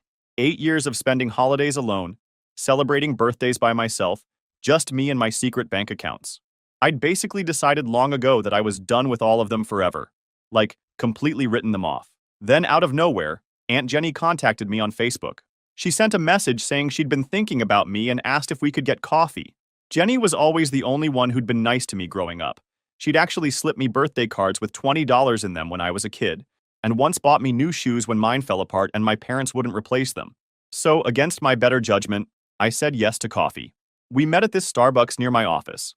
It was weird seeing her after so long. She looked older, gray hair now, but still had the same kind smile. After some awkward small talk about her job and how the rest of the extended family was doing, she got to the real reason for wanting to meet. Your parents are having some money problems, she said carefully, watching my reaction like she was worried I might explode or something. Your dad got laid off from his job about 6 months ago. They're saying it was downsizing, but honestly, I think he just couldn't keep up with the younger guys. And Lily, she paused, sighing. Well, she dropped out of that expensive college they were paying for. Carleton, I think it was called. I felt absolutely nothing when Jenny told me about their money problems. No happiness, no sadness, just nothing. Like hearing about strangers on a TV show I didn't watch. She said they'd been asking about me lately, wondering how I was. Sure, more like wondering if I had money they could use. I kept it simple, told her I was fine, still working my regular job. She looked relieved, probably thinking I'd been living under a bridge. Then she suggested I come to Christmas. Said it might be nice to reconnect. Everything in me wanted to say, hell no. Run away. Don't get sucked back into their toxic bullshit. But some tiny part of me, the part that still remembered being that little girl desperate for her parents' attention, wondered if they'd changed at all. Plus, I was kind of curious. What would they say to me after all this time? I'll think about it, I said, which was more than I should have promised. Jenny seemed happy with that and changed the subject. We finished our coffees, did an awkward hug goodbye, and I figured that would be the end of it. But a week later, my phone rang with a number I didn't recognize. I almost didn't answer, but I was expecting a call about an investment property, so I picked up. Sarah? Is that you? Her voice sounded exactly the same as I remembered, sending this weird chill down my back. Yeah, it's me, I said flatly. Oh, sweetheart, we've missed you so much, she gushed, like we'd been separated by some freak accident and not because they literally kicked me out of the house for closing my bedroom door. Jenny said she saw you. You're working at Davis? That's wonderful. We'd love for you to come to Christmas dinner. Everyone will be there. The fake cheerfulness in her voice made me want to throw up. Why now, Mom? I asked coldly. Why contact me after all these years? Oh, Sarah, don't be like that. Family is family. Water under the bridge. Lily asks about you all the time. That was such an obvious lie, it was almost funny. Lily hadn't given a shit about me since we were little kids. She was probably just running out of people to mooch off of now that her college dreams crashed and burned. Does she? I said, not hiding how skeptical I was. Of course. She's matured so much, Sarah. We've all had time to reflect. Please say you'll come to Christmas. It would mean so much to all of us. Against all logic and self-preservation instincts, I agreed. Maybe it was the loneliness talking, that hollow ache that never really left. Or maybe I was just craving some kind of closure, or hoping, against every ounce of reason, that they'd changed. Or maybe I just didn't want to feel so empty anymore. Fine, I'll come to Christmas dinner. Oh, that's wonderful news. I'll make your favorite dessert. Do you still like chocolate cake? I almost laughed. My favorite dessert had been apple pie since I was like 10. She didn't even know the most basic things about me. Sure, chocolate cake is fine, I said. No point in correcting her. I hung up feeling weird. Later. Sarah, honey, we're in a bit of a tight spot, Mom said, trying to sound casual. The mortgage is behind, and with Lily's student loans, and there it was. The real reason for the family reunion. Not, we miss you, or, we're sorry we were terrible parents. Just, we need money. How much? I asked coldly. Just $3,000 would help us get through this month, she said, trying to sound desperate but also entitled, like I owed them this. We'd pay you back, of course, once your father finds a new position. I thought about my investment account, now worth over $7 million. I thought about freezing in my car all those winters ago. I thought about them turning my bedroom into Lily's hobby room while I was literally homeless. Part of me wanted to tell her to go to hell, but another part wanted to see how this would play out. Would they actually be grateful? Would they finally see me as valuable? Or would they just take and demand more? I can send $1,500, I said. That's all I can spare right now. A complete lie, obviously, but I wanted to see their reaction to getting less than they asked for. She sounded disappointed, but accepted. That would be helpful. Thank you, Sarah. I set up a monthly transfer, telling myself it was just an experiment, just to keep an eye on them. But honestly, some broken part of me still wanted them to finally see me, to finally be proud of me, to treat me like I mattered. The transfer went through the next day. Mom called to thank me, but it was brief and a little cold, like she was annoyed I hadn't sent the full amount she'd asked for. Dad never called to say thanks at all. Over the next few weeks, I got a few texts from Lily. Super fake, overly friendly, asking how I was doing, saying she missed her big sis. I responded minimally. She never once apologized for her role in getting me kicked out, never acknowledged any of the past hurt, just acted like we were best buddies who'd lost touch. One night she texted, "Oh my God, did you hear Dad's car broke down? They can barely pay bills already and now this? So stressful for all of us." The hint was about as subtle as a brick to the face. I didn't respond. As Christmas got closer, I started getting more and more anxious. What was I walking into? Was I being an idiot? Was this some elaborate setup to get more money out of me? I almost canceled a dozen times. But I was also curious. Part of me wanted to see their faces when they realized I wasn't the desperate, broken girl they'd thrown away. I had a stable job, my own place. I was doing just fine without them. That would be satisfying, at least. When Christmas Day arrived, I sat in my car outside my parents' house for like 15 minutes, seriously debating whether to just drive away. My stomach was in knots. But I finally forced myself to get out and walk to the door. Standing on their porch, I almost turned around and left like 3 separate times. But I rang the doorbell. Mom opened it, looking older but basically the same. "Sarah, you came!" She gave me this awkward hug that I didn't return. Just stood there like a statue while she wrapped her arms around me. The house was full of relatives I barely remembered. Aunt Jenny gave me a genuine smile from across the room. Everyone else just looked uncomfortable, like they didn't know what to say to me. A few cousins I hadn't seen since I was a teenager gave me these weird, pitying looks, like I was some charity case they had to be nice to. Lily was sprawled on the couch, scrolling through her phone. She'd put on like 30 pounds since I last saw her, and had that permanently annoyed expression of someone who's used to getting their way all the time. When she saw me, her eyes narrowed. "Well, look who it is. Still wearing the same cheap clothes I see," she said, eyeing my outfit. I was wearing a simple sweater and jeans. Nothing fancy, but not exactly rags either. "Nice to see you too, Lily," I said flatly. Dad nodded stiffly from his recliner. "Your mother says you've been helping us out financially." "That's good." I just nodded.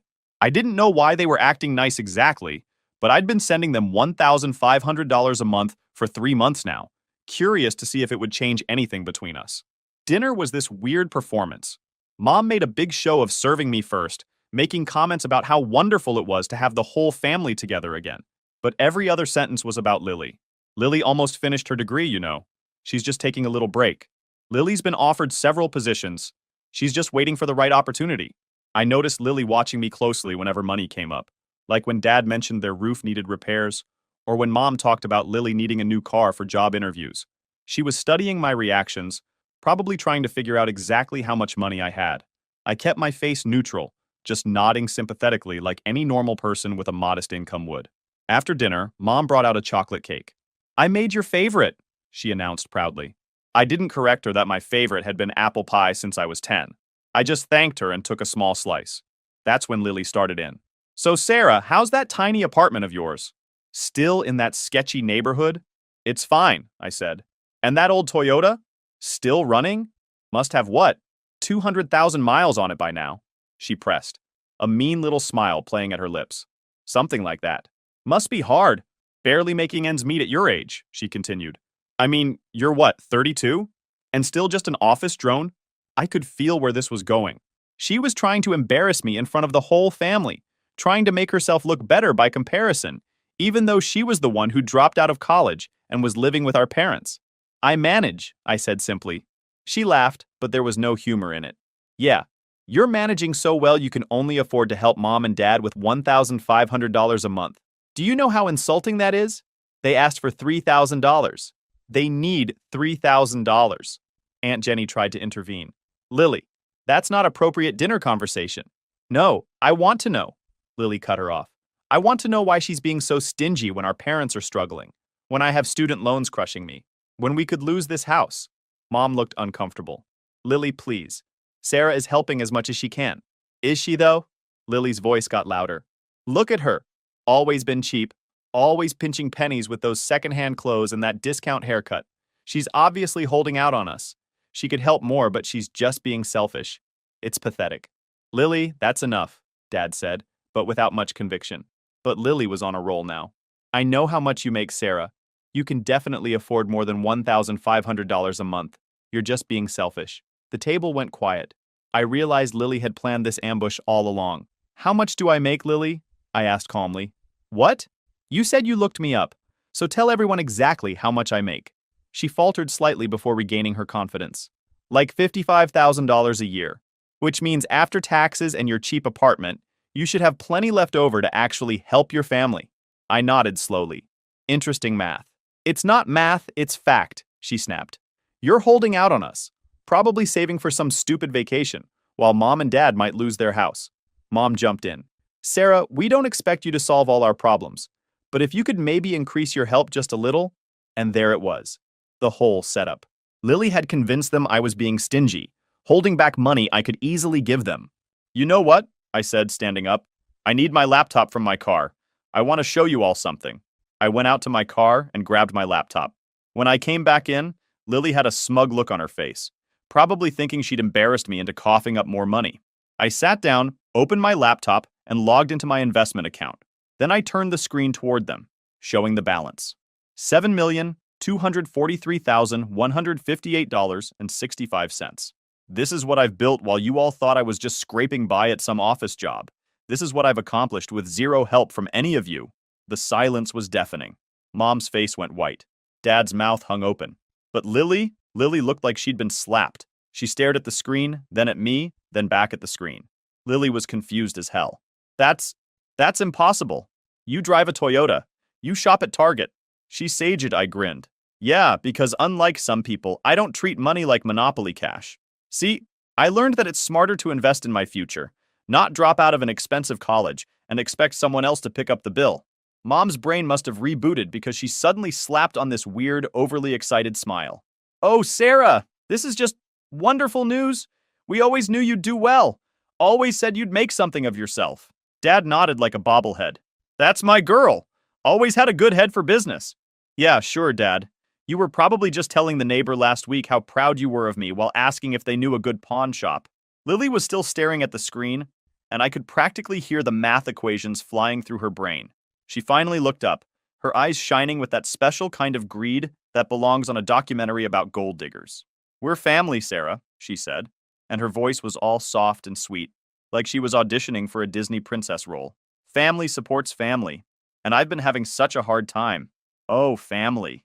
I tilted my head. Funny, I don't remember being family when you lied and got me kicked out at 17, or when I was freezing my ass off in my car while you were redecorating my bedroom.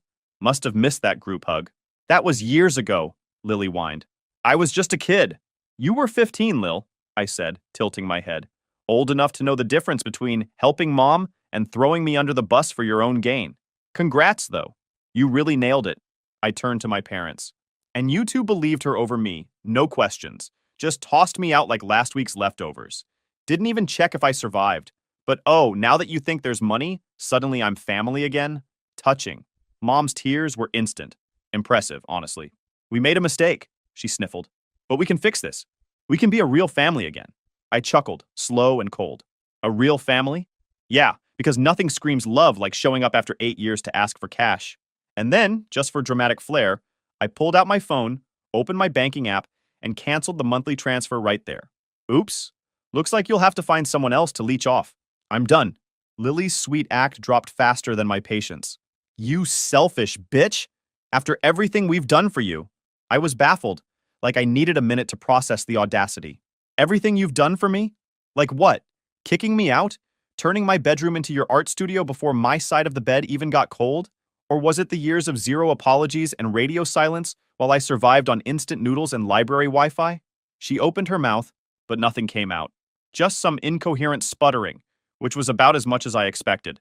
I shut my laptop with a loud snap and stood up. I'm leaving. Don't call me, don't text me. In fact, pretend I died. It'll be easier for everyone. I made it halfway to the door before Mom came running, her hand reaching for me like she could physically pull me back into their web. Sarah, wait! We're your parents! You owe us! I turned, smiling coldly. I owed you nothing when you threw me out like garbage. I owe you even less now. Dad, never one to be outdone, called after me, You ungrateful little... I spun back so fast, he shut up mid-sentence. Ungrateful? For what? For being kicked out? For freezing in my car while you redecorated my room? For being ignored and discarded for 8 years until my bank account got interesting? No apology. Just blank, guilty stares. I opened the door and left. As I shut it behind me, I felt something inside me click into place, like a door slamming on an entire chapter of my life. Walking to my car, I glanced back once.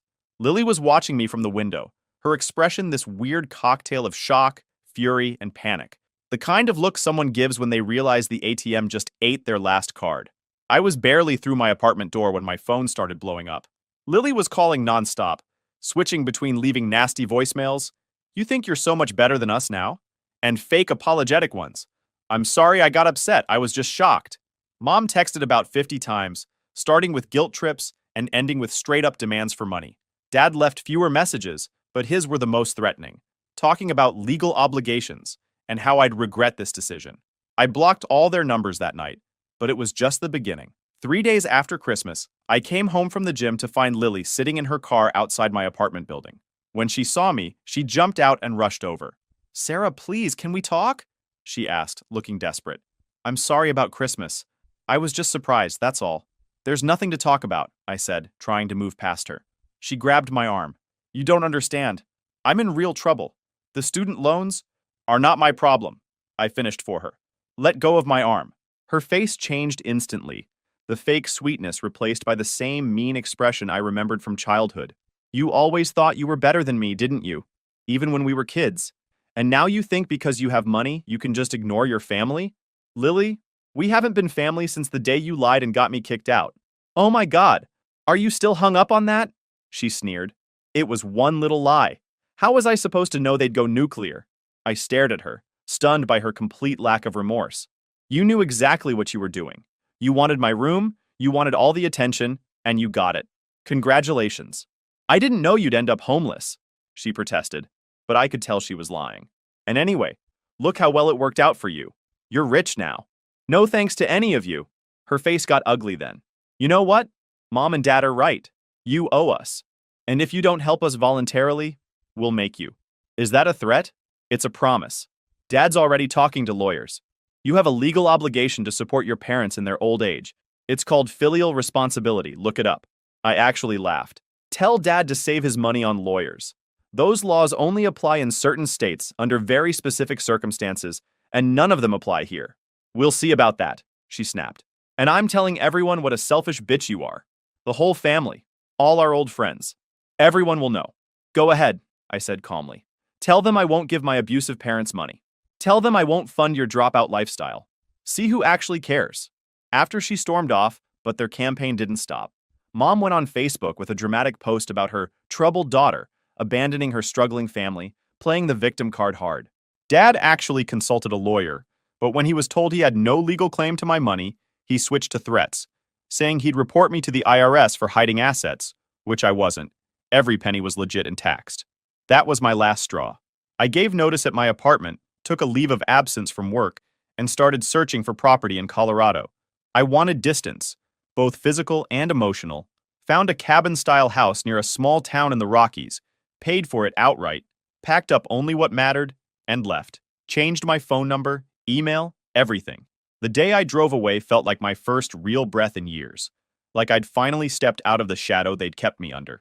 In Colorado, life started to feel real again. I volunteered at a youth shelter, remembering too well what it felt like to be young and homeless. That's where I met Alex. Kind, patient, the exact opposite of anyone from my past. We started dating, and 6 months in, I told him everything. About the homelessness, the secret investments, the mess with my family. I was terrified he'd look at me differently, but all he said was, "Are you okay?" Not about the money, not about the drama, just about me. A year later, we were married by a lake near our home, surrounded by people who actually cared. We built a foundation to help kids aging out of foster care, breaking the cycle I came from. And when our babies who'd been bounced around the system came into our lives, it felt like everything had come full circle. And yeah, that's where I'm at now. Tell me what you guys think.